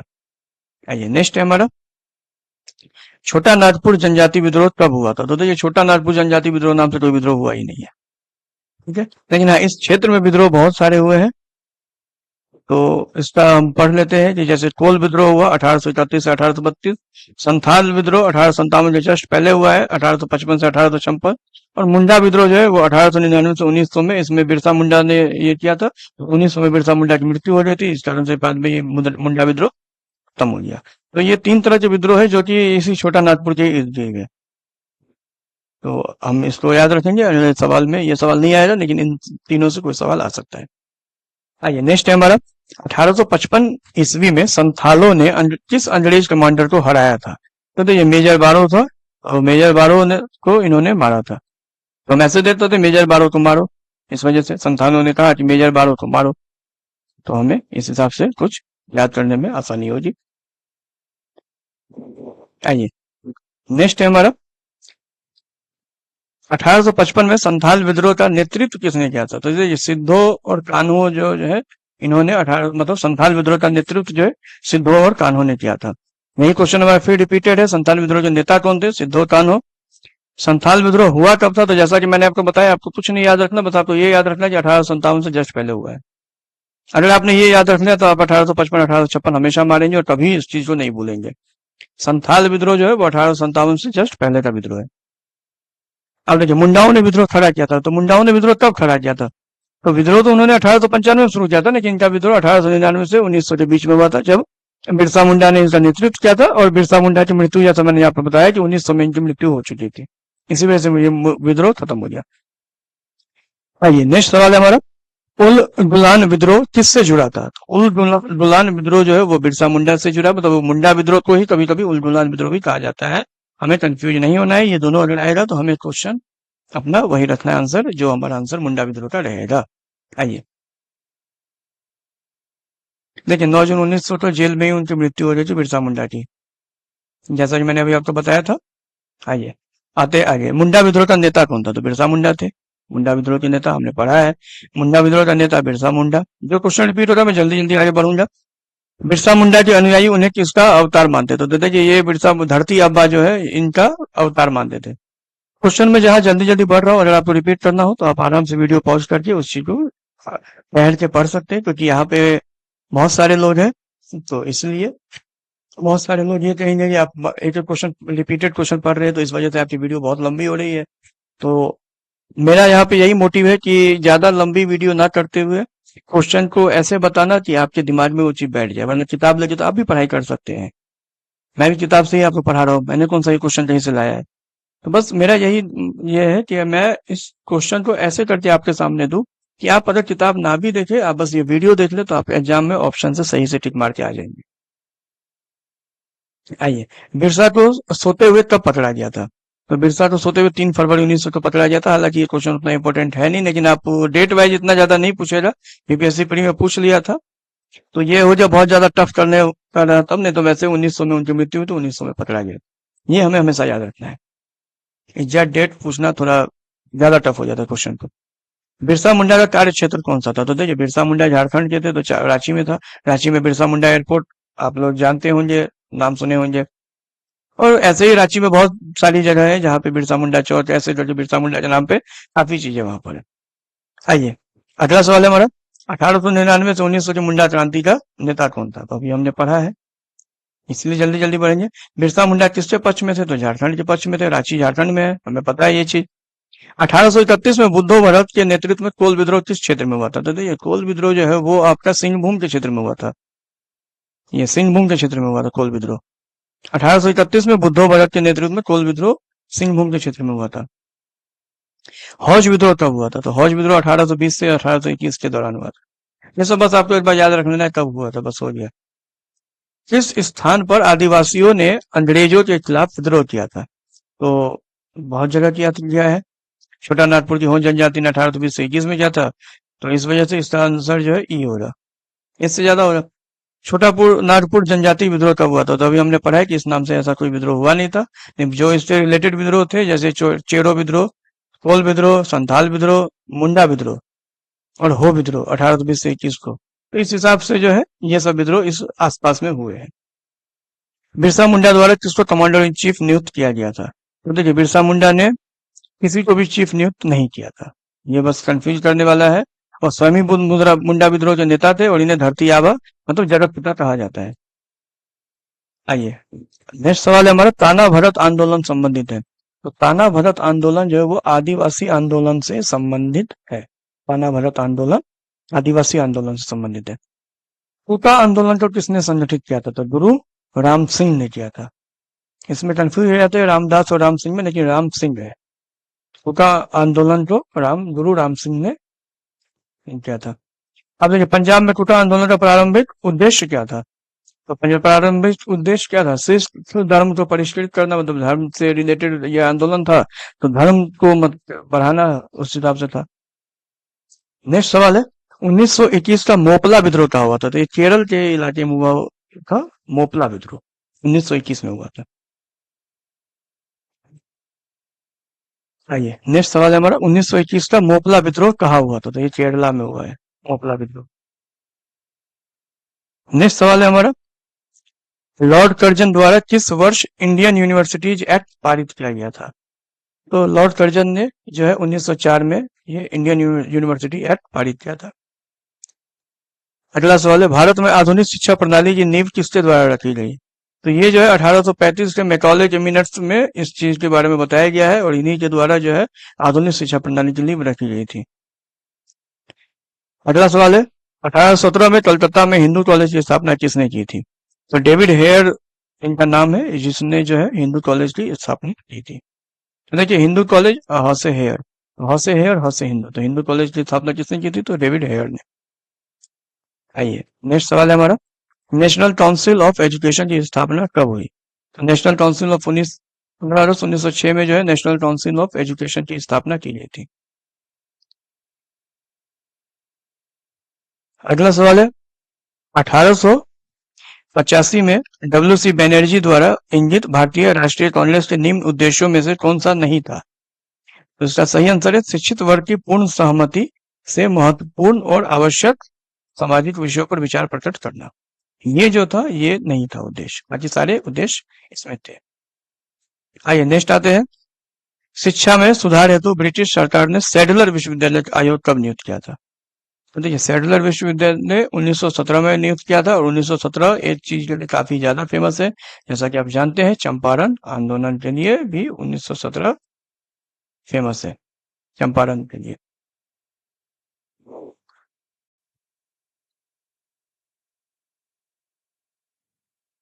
तो साथियों, तो सैडलर आयोग जो है वो शिक्षा से संबंधित था, और 1917 में ये आया था। चलिए, नेक्स्ट है हमारा, 1940 में पटना महाविद्यालय की स्थापना निम्नलिखित में से किस समाज द्वारा की गई थी? तो इसका सही आंसर है, सिस्टर्स ऑफ द अपोस्टोलिक फॉर्मेल। ये 68 में पूछा क्वेश्चन है, और ये काफी संभावना है कि 71 में रिपीटेड हो जाए। आइए, नेक्स्ट सवाल है हमारा, नेशनल कॉलेज और बिहार विद्यापीठ का शिलान्यास किसने किया था? तो इसका जो शिलान्यास है वो महात्मा गांधी के द्वारा किया गया था 1921 में। आइए, नेक्स्ट है हमारा, किसके द्वारा कलकत्ता में एशियाटिक सोसाइटी की स्थापना की गई थी। तो एशियाटिक सोसाइटी की स्थापना जो वो सर विलियम जोन्स के द्वारा की गई है, सर विलियम जोन्स के द्वारा। आइए अब आते हैं आधुनिक भारत में प्रेस का विकास। पहला क्वेश्चन हमारा, 1878 का वर्नाक्युलर प्रेस एक्ट किसने रद्द कर दिया? तो ये रिपन ने रद्द किया था। ये क्वेश्चन काफी वीवीआई है, आया हुआ है। ये किसने रद्द किया था? तो 1878 में वर्नाक्युलर प्रेस एक्ट ये रिपन ने एक्ट कर दिया था।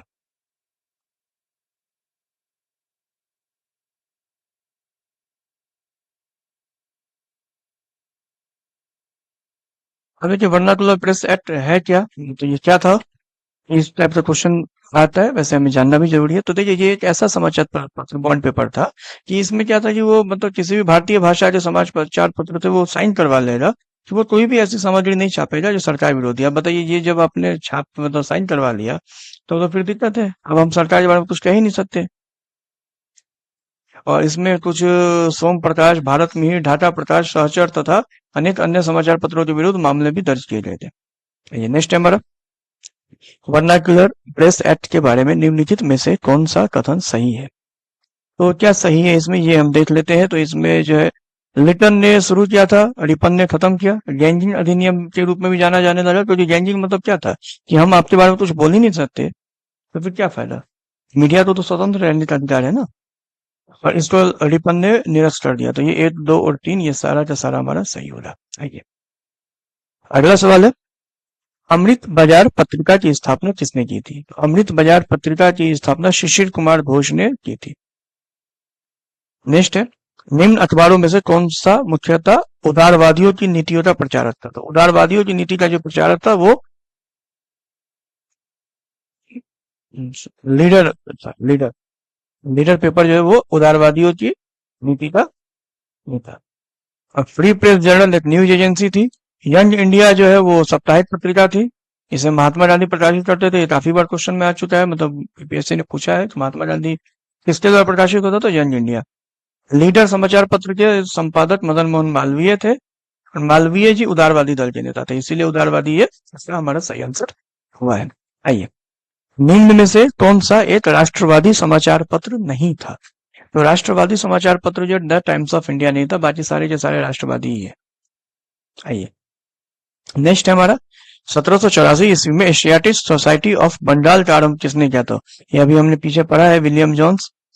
कलकत्ता में, तो वही बंगाल, सेम क्वेश्चन है ये। नेक्स्ट आते हैं, मुद्रण यंत्र को भारत में 16वीं सदी के मध्य में पहली बार कौन लाए थे? मुद्रण यंत्र मतलब ये किसने लाया था? तो पुर्तगाली मिशनरी थे, इन्होंने भारत में सबसे पहले लाया था। आइए नेक्स्ट सवाल है हमारा, राष्ट्रवादियों के दैनिक समाचार पत्र द इंडियन नेशन का प्रकाशन कब प्रारंभ हुआ? तो इसका प्रकाशन जो है 1931 में प्रारंभ हुआ था।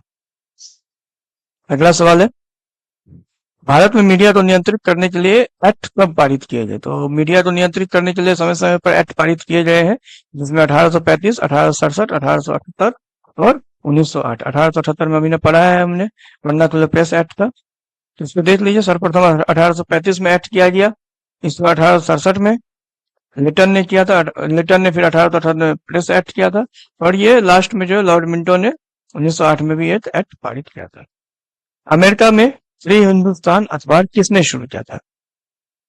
तो हमारा जो सवाल है इसका सही आंसर है तारकनाथ दास। इन्होंने अमेरिका में फ्री हिंदुस्तान अखबार शुरू किया था।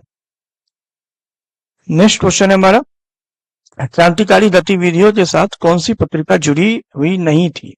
तो क्रांतिकारी गतिविधियों के साथ ये यंग इंडिया जो साप्ताहिक जो कि गांधी जी द्वारा लिखी गई थी, इसमें क्रांतिकारी गतिविधियां के बारे में जानकारी नहीं मिलती थी। आइए नेक्स्ट है हमारा, निम्नलिखित में से किस अखबार का प्रकाशन पटना से होता था? निम्नलिखित में से किस अखबार का प्रकाशन पटना से होता था? तो पटना से जो है वो प्रभाकर अखबार था, इसका जो है पटना से होता था। तो प से पटना, प से प्रभाकर, इस चीज को हम ऐसे याद कर सकते हैं। बहिष्कृत भारत जर्नल किसने शुरू किया था? तो बहिष्कृत भारत जो है वो बाबा साहब अम्बेडकर के द्वारा शुरू किया गया था। अगला सवाल है हमारा, अबुल कलाम आजाद के द्वारा किस पत्रिका को संपादित किया गया था? तो अबुल कलाम आजाद के द्वारा जो है अल हिलाल पत्रिका थी, इसको संपादित किया गया था। अल हिलाल पत्रिका को संपादित किया गया था। आइए नेक्स्ट है हमारा कि नीचे दिए गए विकल्पों में से राष्ट्रवादी समाचार पत्रों द हिंदू, केसरी, बंगाली, हिंदुस्तानी, सुधारक के संपादकों के नाम का सही संयोजन ज्ञात कीजिए। तो देखिए इसमें एक ये चीज आप देख लीजिए कि मतलब थोड़ा अगर ऑप्शन एलिमिनेशन की टेक्निक अगर हम इसमें लगाते हैं तो द हिंदू, केसरी, अगर हमें किसी का भी याद है तब तो कोई दिक्कत नहीं कि वैसे अगर देखें तो देखिए बंगाली का जो होगा वो कोई ना कोई बंगाली होंगे। तो बंगाली कौन होंगे? तो यहाँ देखिए, और ये सीरियल वाइज है तो 1, 2 और 3, 3 नंबर पे हमें को बंगाली नाम चाहिए। इसमें तो बंगाली नाम नहीं है, बाल तिलक जी है। इसमें है सुरेंद्र नाथ बैनर्जी, यहाँ पे बंगाली नाम है, और यहाँ पे भी सुरेंद्र नाथ बैनर्जी है। अब देखिए हमारा बी और डी में से कोई एक ऑप्शन होना चाहिए। इसमें हमें कोई एक याद होना चाहिए, जैसे केसरी अगर बाल गंगाधर तिलक जी के द्वारा दी गई है, तो यहाँ पे इस हिसाब से ये डी नंबर हमारा ऑप्शन सही हो जाएगा। तो काफी क्वेश्चन में हमें ऑप्शन एलिमिनेशन की टेक्निक भी यूज करनी पड़ती है। तो इसमें जैसे हमने ये देखा कि बंगाली है तो बंगाली तो होंगे ही कोई ना तो सुरेंद्र नाथ बैनर्जी, और हमें केसरी याद था तो हमने बाल गंगाधर तिलक देख लिया। अब जो है द हिंदू जो है वो जी सुब्रमण्यम अय्यर है, अगर हमें नहीं भी पता है तो हम ऑप्शन पे टिक लगा सकते हैं। हिंदुस्तानी जो है गंगा प्रसाद वर्मा है, और सुधारक जो है वो गोपाल कृष्ण गोखले है। अगर आपको सुधारक का याद था तो भी आप बना देते, मतलब एक के बाद आपको किसी का भी एक का और याद रहता तो यहाँ पे आप आराम से ऑप्शन एलिमिनेशन टेक्निक से आप 1 नंबर आराम से ले जा सकते हैं। चलिए अगला सवाल है, निम्न में से कौन से सामाजिक सुधार जो विलियम बेंटिक ने किए थे? तो विलियम बेंटिक ने सती प्रथा का उन्मूलन तो किया ही था, और 1 और 2 इसका जो है 1, 2 और 4 में क्या था, 4 वाला भी है। धर्म परिवर्तन के बारे में अच्छा, हठर्वों के संगठित विरोध का दमन, ये भी उन्होंने किया था। ये धर्म परिवर्तन वाले को इन्होंने नहीं कुछ किया था। आइए अगला सवाल है, फराजी कौन थे? तो फराजी जो थे वो हाजी शरीयतुल्लाह के अनुयायी को फराजी कहते थे। फराजी आंदोलन की शुरुआत किसने की थी? तो हाजी शरीयतुल्लाह ने की थी, इसलिए इनके अनुयायी को फराजी कहने लगे थे। नेक्स्ट सवाल है, 19वीं शताब्दी के धर्म एवं समाज सुधार आंदोलनों ने जनसंख्या के किस वर्ग को मुख्यतः आकर्षित किया था? तो इसका सही आंसर है ये निर्धन सर्वसाधारण वर्ग को छोड़ के बाकी सबको इन्होंने, उदार रजवाड़े, नगरीय, उच्च जातीय, बुद्धिजीवी, इन सबको जो है आकर्षित किया था। आइए अगला सवाल है, भारतीय पुनर्जागरण आंदोलन के पिता कौन थे? तो इनका जो है राजा राम मोहन राय जी को कहा जाता है। भारतीय पुनर्जागरण के जनक कहिए, पिता कहिए, ऐसे करके आपको क्वेश्चन मिलेगा। तो राजा राम मोहन राय जी को कहा जाता है। नव भारत का पैगंबर कौन कहलाता है? तो नव भारत का पैगंबर भी इनको राजा राम मोहन राय को कहा जाता है।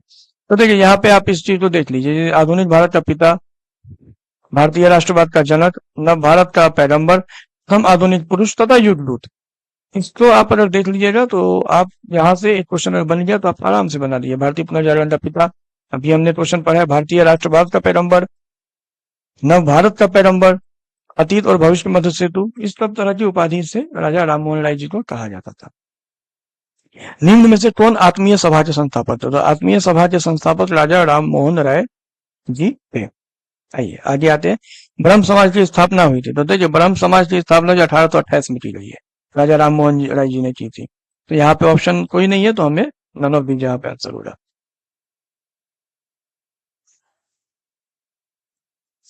आइए अगला सवाल है, राजा राम मोहन राय द्वारा ब्रह्म समाज की स्थापना की गई थी।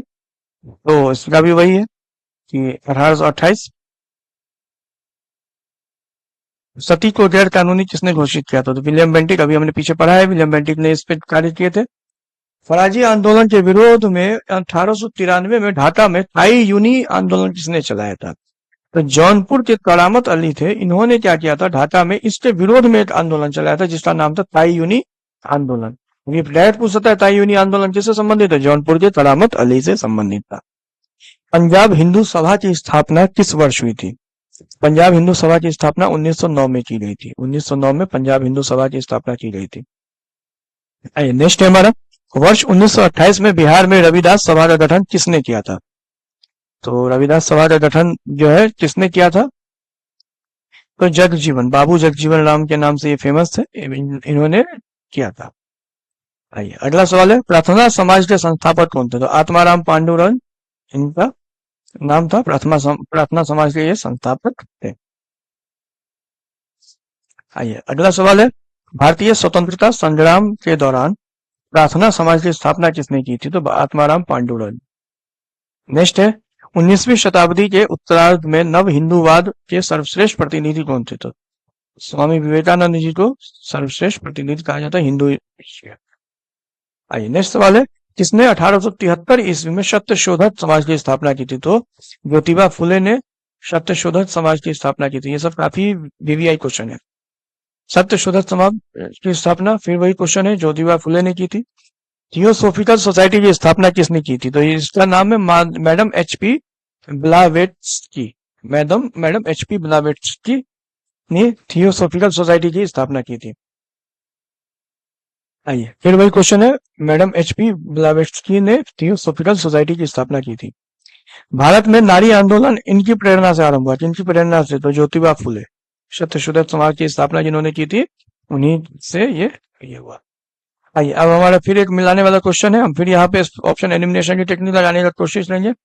प्रार्थना समाज, यंग इंडिया, लोकहितवादी, सत्यशोधक समाज और हनु भाई मजदायसन सभा के लिए निम्न विकल्पों में से सही संयोजन। तो यंग इंडिया हमने पढ़ा है गांधी जी है, और सत्यशोधक समाज ज्योतिबा फुले। तो हम अपने ऑप्शन में देखते हैं 2 नंबर पे गांधी जी कहाँ पड़े।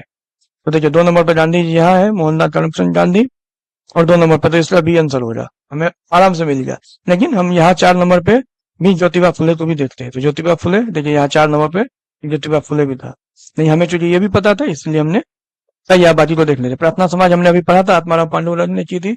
यंग इंडिया गांधी जी ने, लोकहितवादी गोपाल हरि देशमुख, और सत्यशोधक समाज ज्योतिबा फुले, और ये नौरोजी फुरदोन जी ने रानूभाई मजदायसन सभा के लिए स्थापना की थी।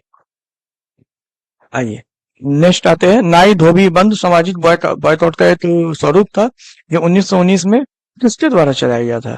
तो देखिए ये ऑब्वियस बात है कि किसानों द्वारा प्रतापगढ़ जिले में चलाया गया था नाई धोबी बंद। इसमें मतलब ये था कि मतलब अब हम नाई और धोबी जो अंग्रेज मतलब बंद कर देंगे कि हाँ ना आपका मतलब कोई नाई आपके सपोर्ट में, ना आपका कोई कपड़ा धोने के लिए कोई धोबी आपका काम करेगा। आइए नेक्स्ट है हमारा, इसके द्वारा मंदिरों में प्रवेश के अधिकार की मांग की प्रस्तुति के कारण 1899 में तिरुनेलवेली में भयंकर दंगे हुए। ये महार के कारण जो है ये भयंकर दंगे हुए थे। अगला सवाल है, शारदा मणि कौन थी? तो शारदा मणि जो है वो रामकृष्ण परमहंस जी की पत्नी थी। शारदा मणि रामकृष्ण परमहंस जी की पत्नी थी। सत्यार्थ प्रकाश की रचना की गई थी। सत्यार्थ प्रकाश किनके द्वारा लिखी गई है? तो ये स्वामी दयानंद सरस्वती जी के द्वारा ये सत्यार्थ प्रकाश लिखी गई है किताब। आइए नेक्स्ट सवाल है हमारा, पूना सार्वजनिक सभा की स्थापना किसने की थी? तो पूना सार्वजनिक सभा की स्थापना 1870 ईस्वी में महादेव गोविंद रानाडे ने की थी। पूना सार्वजनिक सभा की स्थापना। आइए नेक्स्ट सवाल है, 1905 में सर्वेंट्स ऑफ इंडिया सोसाइटी की स्थापना। तो ये servants of India society Gopal Krishna Gokhale ji ने की थी, और गांधी जी इन्हें अपना राजनीतिक गुरु भी मानते हैं। ये भी एक क्वेश्चन आता है। आइए नेक्स्ट सवाल है, भारत सेवक समाज की स्थापना किसने की थी? तो भारत सेवक समाज की स्थापना गोपाल कृष्ण गोखले ने की थी। अब ये मिलान करने वाला सवाल है, भारत सेवक समाज की स्थापना गोपाल कृष्ण घोष ने, आत्मीय सभा राजा राम मोहन राय। तो देख लीजिए ए में 2 और सी में 3 किस में? तो ए में 2 और सी में 3, 2 और 3 यहाँ पर आपको 2-2 ऑप्शन मिल रहे हैं। लेकिन हमें तत्वबोधिनी सभा जो है ये भी हमने अभी पढ़ा है, देवेंद्रनाथ टैगोर। चलिए अगला सवाल है, कांग्रेस से पूर्व जो स्थापित राजनीतिक संस्थाएं थी, कांग्रेस की स्थापना से पहले की जो संस्थाएं थी हम उनके बारे में पढ़ते हैं। तो बम्बई प्रेसिडेंसी एसोसिएशन की स्थापना किसने की थी? तो बम्बई एसोसिएशन की स्थापना फिरोज शाह मेहता, केटी तेलन और बदरुद्दीन तैयब जी ने की थी। तो देखिए फिरोज शाह मेहता, केटी तेलन और बदरुद्दीन तैयब जी तीनों ने की थी। आइए फिर वही क्वेश्चन आ गया, सेम क्वेश्चन रिपीटेड है, भारत संघ के संस्थापक कौन थे? तो भारत संघ के संस्थापक सुरेंद्र नाथ बैनर्जी थे। आइए अगला सवाल हमारा, ये तो थोड़ा छोटा कर देते हैं, शायद कट रहा है। चलिए, अभी नहीं कट रहा है, देखेंगे आगे। नेक्स्ट क्वेश्चन है, इंडियन एसोसिएशन का नेतृत्व किसने किया था? तो फिर वही बात, अब वही क्वेश्चन रिपीटेड हुआ है। 1876 में इंडियन एसोसिएशन की मतलब सुरेंद्र नाथ बनर्जी ने स्थापना की थी। आइए अगला सवाल है, राष्ट्रीय कांग्रेस से पूर्व सबसे प्रमुख संस्था कौन सी थी? तो राष्ट्रीय कांग्रेस से पहले जो अगर कोई संस्था थी तो वो इंडियन एसोसिएशन ऑफ कलकत्ता जो है वो सबसे प्रमुख संस्था थी। सुरेंद्र नाथ बैनर्जी को किस वर्ष भारतीय सिविल सर्विसेज से हटाया गया था? तो इनको 1874 ईस्वी में सिविल सर्विसेज से एक मामूली गलती के कारण हटाया गया था, जो कि बहुत काफी एकदम माइनर मिस्टेक है। तो बस इन्हें हटाने के लिए कहते हैं ना, बहाना चाहिए, तो बस उस बहाना मिल गया था तो इन्हें हटा दिया गया था। राजनीतिक सुधारों को लेकर विरोध करने वाले पहले भारतीय कौन थे? तो राजनीतिक सुधार को लेकर विरोध करने वाले पहले राजा राम मोहन राय जी थे। इसके बाद फिर हमने पढ़ा है स्वामी विवेकानंद जी आए, तो मतलब सबसे पहले ये थे। आइए नेक्स्ट आते हैं, मद्रास महाजन सभा की स्थापना की गई थी। कब की गई थी मद्रास महाजन की सभा की स्थापना? 1883 दिया, जबकि 1884 में मद्रास महाजन सभा की स्थापना की गई थी। आइए भारतीय राष्ट्रीय कांग्रेस के बारे में अब हम जान लेते हैं कि भारतीय राष्ट्रीय कांग्रेस के प्रथम अधिवेशन में कितने प्रतिनिधियों ने भाग लिया था। काफी वीवीआई क्वेश्चन है, 72 लोगों ने भाग लिया था और बाद में ये बहुत बड़ी पार्टी बन गई थी, इसीलिए अभी तक कांग्रेस चल रही है। तो यहाँ से क्वेश्चन आते हैं, या कांग्रेस के सेशन से क्वेश्चन आते हैं, सेशन में कौन अध्यक्ष रहे, किस सेशन में क्या बात की गई थी, या ये पूछ रहे हैं ये बात की गई थी ये किस सेशन में हुआ था। तो कुछ सेशन इंपॉर्टेंट है, वो हम आगे देखेंगे या क्वेश्चन के थ्रू हम इसको कवर कर लेंगे। 1885 ईस्वी में भारतीय राष्ट्रीय कांग्रेस का प्रथम अधिवेशन किस स्थान पर हुआ था? तो देखिए सबसे पहले बंबई में हुआ था, 1885 ईस्वी में हुआ था। इसके अध्यक्ष की बात की जाएगी। अब यहाँ हम क्वेश्चन पढ़ते हैं, 1885 ईस्वी में कांग्रेस की स्थापना की गई थी। और कांग्रेस की स्थापना की किसने थी? तो ए.ओ. ह्यूम थे, इन्होंने कांग्रेस की स्थापना की थी। देखिए फिर वही क्वेश्चन है, कांग्रेस की स्थापना किसने की थी? तो ए.ओ. ह्यूम ने की थी। और कांग्रेस के संस्थापक कौन थे? तो असैनिक सेवक थे, मतलब एक असैनिक सेवक थे, ये ए.ओ. ह्यूम ही थे। वो क्या थे वो पूछा जा रहा है। भारतीय राष्ट्रीय कांग्रेस का प्रथम अधिवेशन कहाँ हुआ था? तो मुंबई में हुआ था। रिपीटेड क्वेश्चन, इसलिए हम ज्यादा समय नहीं लगाएंगे, तो वीडियो पॉज करके इसको अच्छे से पढ़ सकते हैं। भारतीय राष्ट्रीय कांग्रेस के दूसरे अधिवेशन की अध्यक्षता किसने की थी? तो देखिए दूसरे अधिवेशन की अध्यक्षता दादा भाई नौरोजी को दे दी गई थी। और ये हुआ कहा था? तो 1886 में दूसरा अधिवेशन कलकत्ता में हुआ था। उस टाइम में कलकत्ता काफी पॉपुलर था, इसकी अध्यक्षता दादा भाई नौरोजी ने की थी। आइए 1885 ईस्वी में डब्ल्यू.सी. बनर्जी द्वारा मतलब भारतीय राष्ट्रीय कांग्रेस के निम्न उद्देश्यों में से कौन सा नहीं था? तो शिक्षित वर्ग की पूर्ण सहमति से महत्वपूर्ण और आवश्यक सामाजिक विषयों पर विचार प्रकट करना, ये इसका कहीं से भी ऐसा कुछ नहीं था। आइए नेक्स्ट क्वेश्चन है हमारा, भारतीय राष्ट्रीय कांग्रेस की प्रथम महिला अध्यक्ष कौन थी? तो भारतीय राष्ट्रीय कांग्रेस की प्रथम महिला अध्यक्ष जो पूछा गया, तो प्रथम महिला अध्यक्ष श्रीमती एनी बेसेंट जी थी।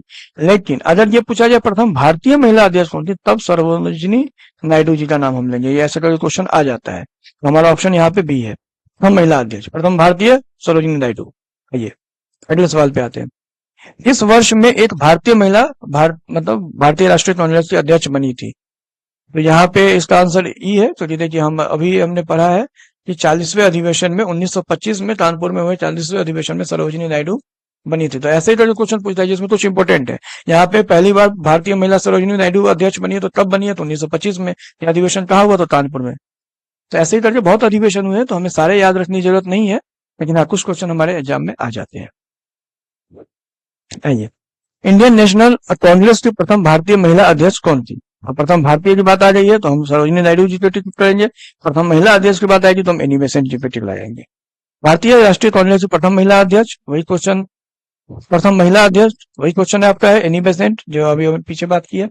भारतीय राष्ट्रीय कांग्रेस के द्वितीय सम्मेलन में कितने मुस्लिम प्रतिनिधियों ने भाग लिया था? तो 33 मुस्लिम प्रतिनिधियों ने भाग लिया था इसमें।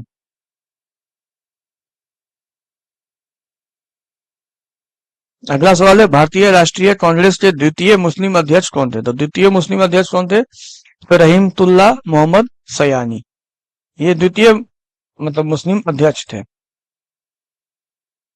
और अगर ये पूछ ले कि पहले मुस्लिम अध्यक्ष कौन थे, तो ये बदरुद्दीन तैयब जी इनके पहले अध्यक्ष थे। हमें ये भी ध्यान रखना है कि पहला भी पूछ सकता है, द्वितीय तो टफ करने का पूछा, पहला पूछेगा तो आसान ज्यादा होता है वो।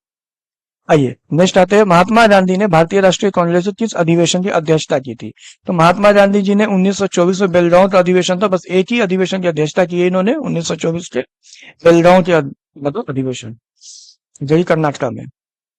स्वराज मेरा जन्मसिद्ध अधिकार है और मैं इसे लेकर ही रहूंगा, ये तो आप सब जानते हैं कि बाल गंगाधर तिलक जी ने ये चीज कहा था। आइए अगला सवाल है हमारा, वही क्वेश्चन रिपीटेड हो गया है, तो बाल गंगाधर तिलक जी इसका सही आंसर है। बाल गंगाधर तिलक यहाँ पे सही आंसर है, सेम क्वेश्चन रिपीट हो रहा है। भारतीय राष्ट्रीय कांग्रेस का 27वां अधिवेशन किस स्थान पर हुआ? तो देखिए 27वां अधिवेशन इसलिए ज्यादा इंपॉर्टेंट है क्योंकि ये बांकीपुर में हुआ था, और बांकीपुर बिहार में। ये पूछता है कि 27वां अधिवेशन या बांकीपुर में हुआ कौन सा अधिवेशन था, तो वो 27वां अधिवेशन था जो कि बांकीपुर बिहार में हुआ था। बांकीपुर गया में है, इस चीज को याद रखिएगा। 1912 में पटना में होने वाले भारतीय राष्ट्रीय कांग्रेस अधिवेशन के अध्यक्ष कौन थे? तो 1912 में आर एन मुधोलकर अध्यक्ष बने थे, जो कि पटना में हुआ था।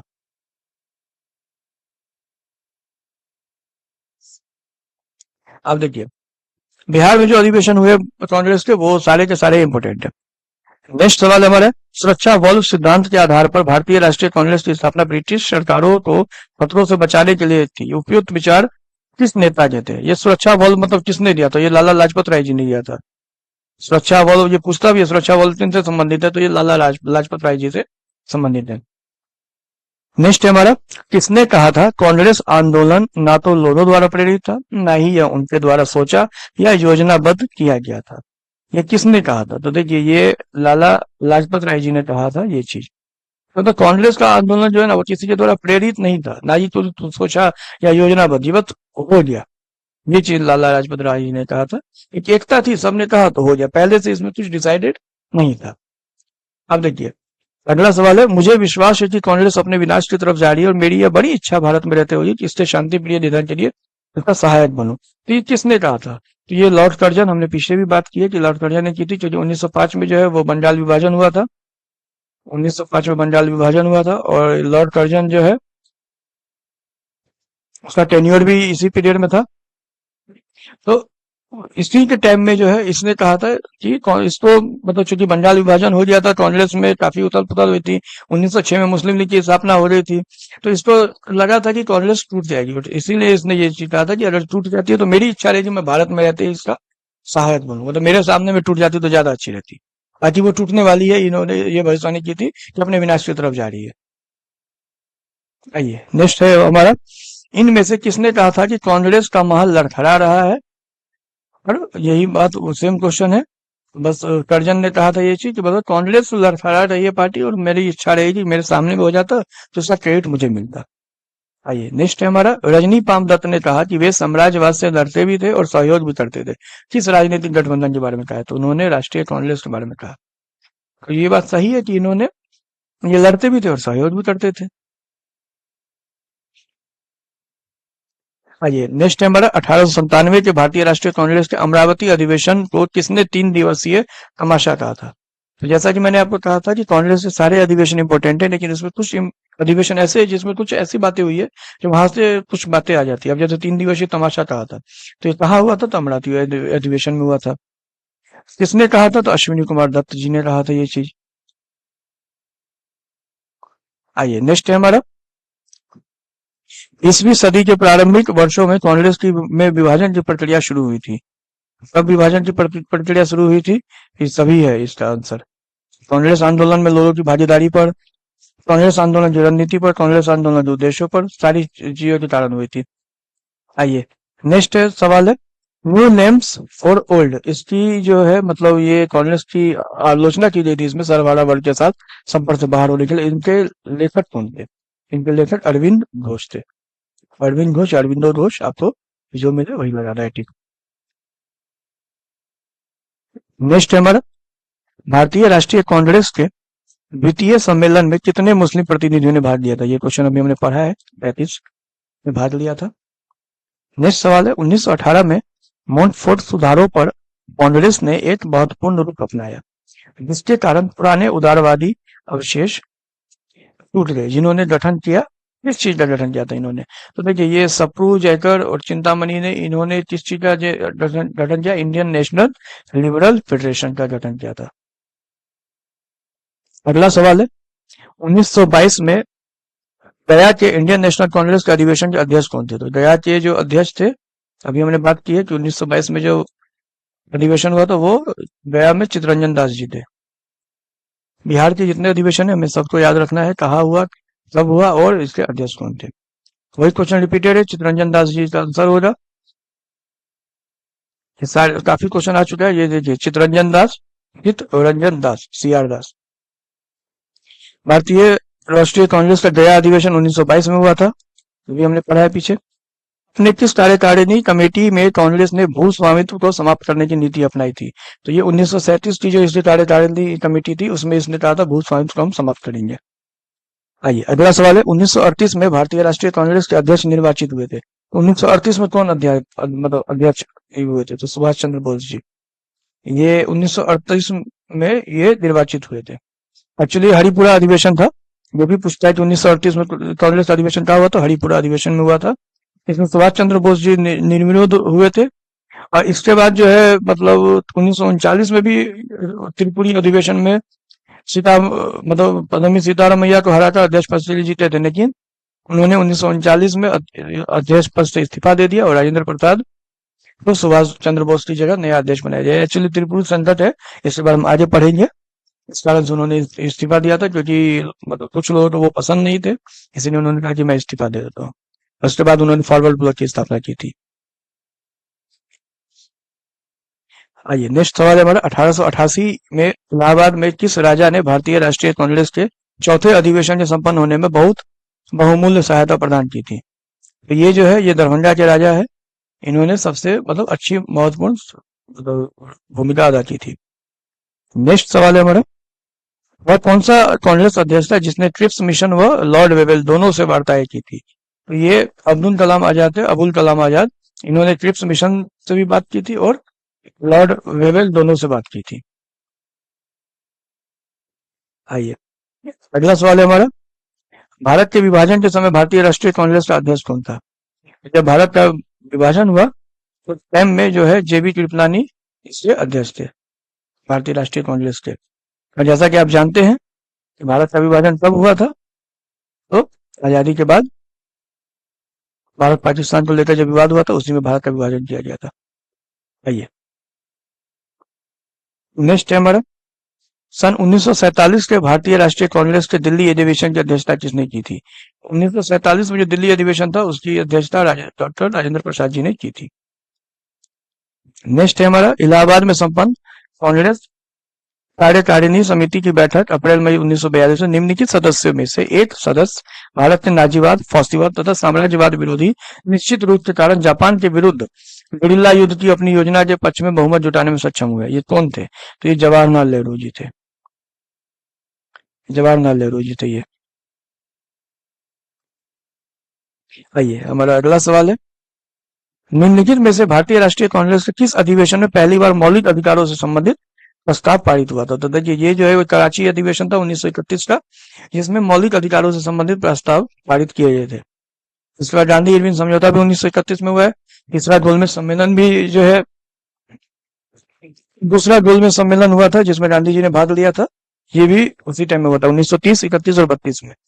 तो गांधी जी ने सिर्फ एक ही गोलमेज सम्मेलन में भाग लिया था, 1931 वाले में, और भीमराव अम्बेडकर जी ने तीनों गोलमेज सम्मेलन में भाग लिया था। बाकी हम जब आगे क्वेश्चन आएगा तो हम इसके बारे में फिर चर्चा करेंगे।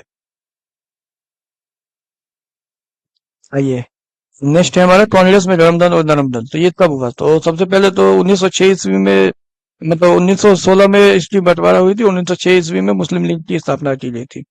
तो स्वराज हमारा जन्मसिद्ध अधिकार है, ये जो है किसने दिया था? तो बाल गंगाधर तिलक जी ने ये नारा दिया था।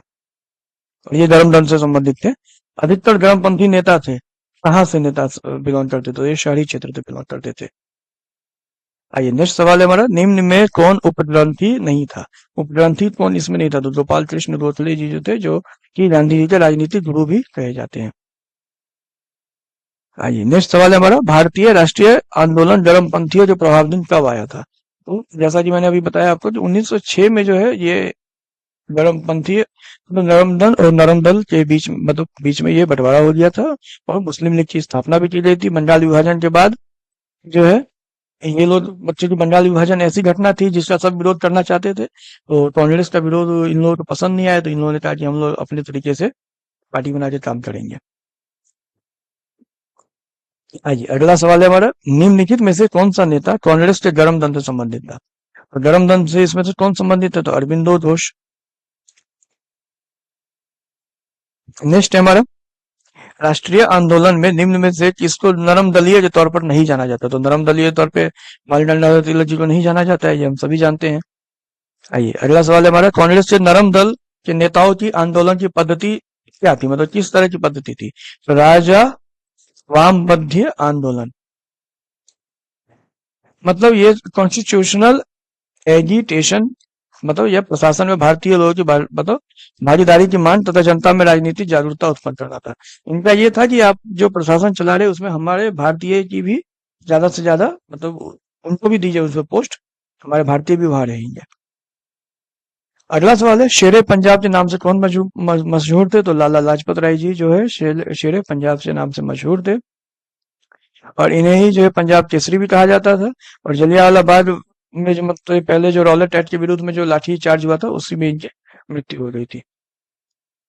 आइए नेक्स्ट सवाल है हमारा, बाल गंगाधर तिलक लोकमान्य तिलक के नाम से जाने जाने लगे, कब जाने लगे? तो ये एक्चुअली इसका आंसर जो है वो शिवाजी और गणपति उत्सव शुरू किया था, उसमें भी मतलब ये इसका जो ना, और इसके पहले भी मतलब उनको ये चीज किया गया था। तो एक कोई घटना नहीं थी जिसके कारण हम कहे कि इस कारण से, तो काफी घटनाओं के कारण वो उभर के एक नेता के रूप में आए सामने, तो उन्हें लोकमान्य तिलक की उपाधि दी गई। 1908 में बाल गंगाधर तिलक को जेल हुई थी, कितने वर्ष की जेल हुई थी? तो 6 वर्ष की इनको जेल हुई थी 1908 ईस्वी में। आइए नेक्स्ट है हमारा, भारत में क्रांतिकारी आंदोलन। तो किस वर्ष में बी डी सावरकर हिंदू महासंघ के अध्यक्ष निर्वाचित हुए थे? तो बी डी सावरकर जो 1937 से लेकर 1942 तक हिंदू महासभा के अध्यक्ष थे, तो इसका आंसर हमारा ई होगा। अभिनव भारत से कौन संबंधित है? तो अभिनव भारत से वी डी सावरकर संबंधित है। नेक्स्ट है हमारा, भारत में अभिनव भारत नामक एक गुप्त संगठन अंग्रेजों का मुकाबला करने के लिए किसने संगठित किया था? तो ये वी डी सावरकर जी ने किया था। नेक्स्ट सवाल है, मुजफ्फरपुर में किंग्स फोर्ट की हत्या का प्रयास कब किया गया था? तो 1908 में किंग्स फोर्ट की हत्या का प्रयास किया गया था, और ये खुदीराम बोस और प्रफुल्ल चाकी ने किंग्स फोर्ट पर बम फेंका, किंग्स फोर्ट तो बच गया, और उसमें जो है एक राष्ट्रीय आंदोलन से हमदर्दी रखने वाले मिस्टर कैनेडी की पत्नी एवं पुत्री मारी गई, और प्रफुल्ल चाकी ने पुलिस से बचने के लिए आत्महत्या कर ली तथा खुदीराम बोस को बाद में गिरफ्तार करके फांसी दे दिया गया था। खुदीराम बोस जी ने किस स्थान पर किंग्स फोर्ट की हत्या का प्रयास किया था? तो इन्होंने मुजफ्फरपुर में प्रयास किया था। अगला सवाल है, निम्नलिखित में से कौन काकोरी कांड से संबंधित नहीं था? तो सूर्य सेन जी जो है वो काकोरी कांड से संबंधित नहीं थे। अगला सवाल है हमारा, जिम्मरमैन योजना से संबंधित व्यक्ति कौन थे? तो जिम्मरमैन योजना से संबंधित लाला हरदयाल जी, भूपेंद्र दत्त और वीरेंद्र नाथ चट्टोपाध्याय, ये सभी का सभी उस योजना से संबंधित है।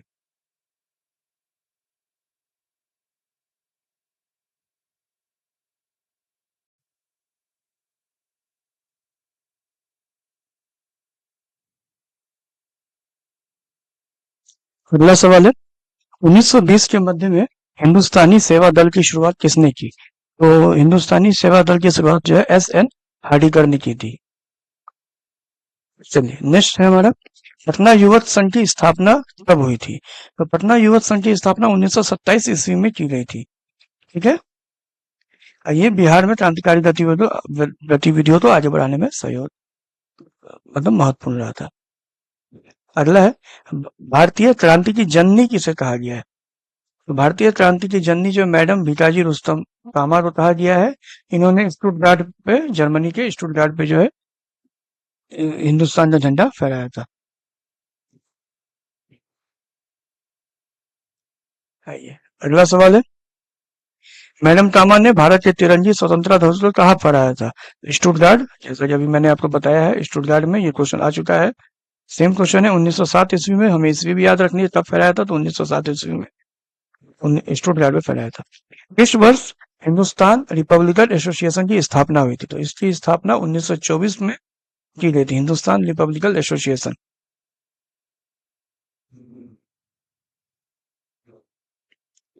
अगला सवाल है, सर्जन वाइली की हत्या के आरोप में किसे मृत्युदंड दिया गया था? तो मदन लाल ढींगरा जी थे, इन्हें सर्जन वाइली की हत्या के आरोप में मृत्युदंड दिया गया था। अगला सवाल है हमारा, काकोरी ट्रेन डकैती कांड में किन क्रांतिकारियों को फांसी दी गई, मतलब फांसी की सजा दी गई थी? तो इसमें आपको पता है कि राम प्रसाद बिस्मिल और अशफाक उल्लाह खान थे, और इसमें जो है आपका चंद्रशेखर आजाद भी शामिल थे, लेकिन उन्हें फांसी की सजा नहीं हो पाई और वो पकड़े नहीं गए थे। इलाहाबाद के अल्फ्रेड पार्क में अंत में जो पुलिसों ने उन्हें घेर दिया था जब उन्होंने अपने आप को खुद गोली मार दी थी। आइए, नेक्स्ट है, हिंदुस्तान सोशलिस्ट रिपब्लिकन एसोसिएशन के संस्थापक नेताओं में एक कौन थे इसमें से? ये भगत सिंह थे, चंद्रशेखर आजाद आजाद भगत सिंह, और इन लोगों ने मिलकर जो है एक पार्टी बनाई थी, HSRA। तो काकोरी कांड के बाद जो है HRA का गठन किया गया था, और एचआरए का मतलब दमन हो गया, तो फिर HSRA जो है शुरू की गई थी दोबारा से पार्टी। अब देखिए, निम्नलिखित पंक्तियों को किसने लिखा है? सरफरोशी की तमन्ना अब हमारे दिल में है, देखना है जोर कितना बाजुए कातिल में। तो ये जो पंक्तियां हैं, ये राम प्रसाद बिस्मिल के द्वारा लिखी गई पंक्तियां हैं। सॉरी, शायर शायर बिस्मिल अजीमाबादी की थी। राम प्रसाद बिस्मिल जी तो क्रांतिकारी थे, ये शायर बिस्मिल अजीमाबादी की। प्रसिद्ध गीत सरफरोशी की तमन्ना अब हमारे दिल में है के रचयिता कौन है? तो इसका वही हो जाएगा आंसर, शायर बिस्मिल। और अगला सवाल है, इनकलाब जिंदाबाद का नारा किसने दिया था? तो भगत सिंह ने इनकलाब जिंदाबाद का नारा दिया था। सेम क्वेश्चन है, मशहूर नारा इनकलाब जिंदाबाद किसने दिया? तो यहाँ पे हजरत मोहानी दिया गया है, क्योंकि ये देखिए यहाँ पे हजरत मोहानी ने इनकलाब जिंदाबाद कहा था, क्योंकि ये उर्दू भाषा के कवि थे, तो भगत सिंह ने इस चीज को लोकप्रिय बनाया था। ऑप्शन में हमें भगत सिंह या हजरत मोहानी दोनों में से कुछ भी मिलेगा, तो हमें मारना है उन दोनों चीज को। नेक्स्ट है, भगत सिंह राजगुरु गुरु तथा सुखदेव को फांसी कब दी गई थी? 22 मार्च 1931 को दी गई थी। अगला सवाल है, सुखदेव, भगत सिंह तथा राजगुरु को किस तारीख को फांसी दी गई थी? सेम क्वेश्चन है हमारा फिर से। सरकार के विरोध में असेंबली में बम फेंकने के समय भगत सिंह की उम्र क्या थी? तो 21 साल से थोड़ी ज्यादा थी, मतलब 21 से 22 के बीच में थे वो। नेक्स्ट है, अनुशीलन समिति थी, किस चीज की समिति थी? तो ये एक क्रांतिकारी संगठन था, अनुशीलन समिति। ये आप वीडियो पॉज करके थोड़ी इसकी एक्सप्लेनेशन आप देख लीजिएगा। आते हैं, नेक्स्ट सवाल है, वर्ष 1913 में पटना में अनुशीलन समिति की एक शाखा की स्थापना किसने की थी? तो देखिए 1913 में जो सचिंद्र नाथ सान्याल ने अनुशीलन समिति मतलब पटना में स्थापना की थी। ये सेम क्वेश्चन है, फिर से रिपीटेड हुआ है, इससे हमें ये पता चल रहा है ये क्वेश्चन कितने ज्यादा इंपॉर्टेंट है हमारे लिए। आइए, नेक्स्ट है, 1913 में पटना में किसने की थी? तो सचिंद्र नाथ सान्याल। अब देखिए, चटगांव, जहाँ चिटगांव दिया नहीं, चटगांव शस्त्र छापामारी की योजना किसने बनाई थी? तो ये सूर्य सेन जी थे, जिन्होंने चटगांव शस्त्र छापेमारी की योजना बनाई थी। और ये क्वेश्चन आपसे काफी बार पूछा गया है, देखिए फिर से पूछा गया, चटगांव शस्त्रागार धावे से कौन संबंधित है? निष्क्रिय विरोध के सिद्धांत का प्रतिपादन किसने किया? तो निष्क्रिय विरोध जो अरविंद घोष ने किया था, निष्क्रिय विरोध का। आइए, अगला सवाल है, सरदार उधम सिंह ने किसे मारा था? तो सरदार उधम सिंह ने एक्चुअली माइकल ओ डायर को मारा था। जनरल डायर या माइकल डायर जो है वो जलियांवाला बाग में उसने ये गोलियां चलवाई थी, लेकिन सरदार उधम सिंह ने माइकल ओ डायर को मारा था। तो अप्रत्यक्ष रूप से ये भी जिम्मेवार था, क्योंकि इसने भी ऑर्डर दिया था, गोलियां वैसे जनरल डायर ने चलवाई थी, नहीं, ऑर्डर इसी ने दिया था।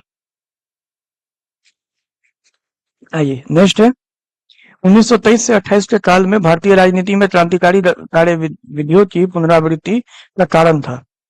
क्या कारण था? तो गांधी जी द्वारा असहयोग आंदोलन का स्थगन।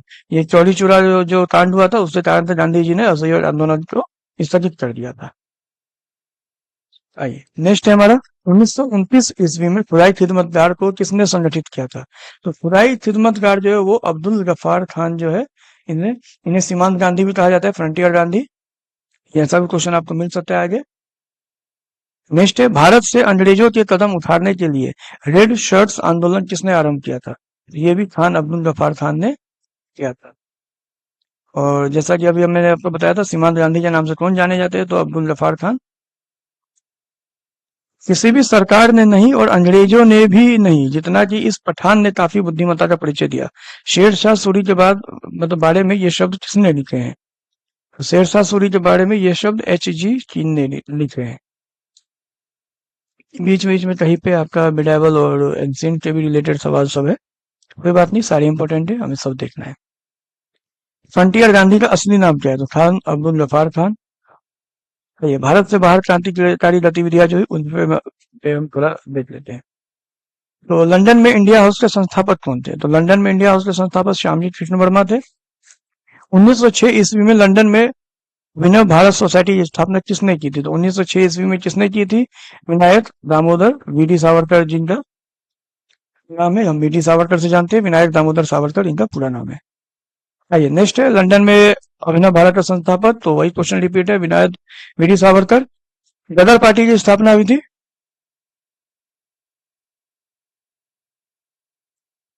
गदर पार्टी की स्थापना कब हुई थी? तो देखिए, गदर पार्टी की स्थापना 1913 में हुई थी और ये सैन फ्रांसिस्को में हुई थी, अमेरिका में। ये क्वेश्चन पूछा गया कि इस गदर पार्टी कहाँ की पार्टी है, मतलब कहाँ पर हुई थी? तो देखिए, यहाँ पे सेम क्वेश्चन अभी मैंने बोला है, सेम क्वेश्चन यही पूछा गया था, गदर पार्टी की स्थापना कहाँ पर हुई थी? ये 67 के एग्जाम में पूछा गया, जो पेपर कैंसिल हो गया था उसमें पूछा गया था। देखिए यहाँ पे, तो गदर पार्टी की स्थापना कहाँ पर हुई थी? San Francisco, USA. नेक्स्ट है, इनमें से कौन इंग्लैंड में भारत के अनाधिकारिक दूत बने? तो इंग्लैंड में भारत के अनाधिकारिक दूत कौन बने? दादा भाई नौरोजी। दादा भाई नौरोजी बने हैं। अगला सवाल है, गदर क्रांति छिड़ने का सबसे महत्वपूर्ण कारण क्या था? तो देखिए, क्या था ना, ये प्रथम विश्व युद्ध उस टाइम में शुरू हो गया था, इसीलिए जो है ये गदर क्रांति इन्होंने छेड़ा था।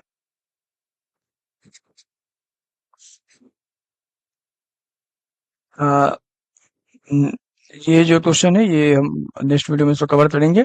तो आज की वीडियो में इतना ही। साथियों, इसका अगला पार्ट जो है वो आने में हो सकता है थोड़ा समय लग जाए, क्योंकि मेरी जो है वो जॉब से रिलेटेड मेरी ट्रेनिंग हो रही है। इस वजह से अगला पार्ट आने में टाइम लग सकता है। ट्रेनिंग में तो ये रिकॉर्डिंग में कर नहीं पाऊंगा, लेकिन अगले पार्ट में जो है हम 1905 से लेकर 1947 तक का पूरा कवर करेंगे, जहाँ पे बंगाल विभाजन हुआ है, और 1947 जहाँ देश आजाद हुआ, उसके बाद कौन थे अंतरिम मंत्री थे, ये सारी चीजें। और सबसे ज्यादा क्वेश्चन अगर मॉडर्न हिस्ट्री में कहीं से आते हैं तो वहीं से आते हैं।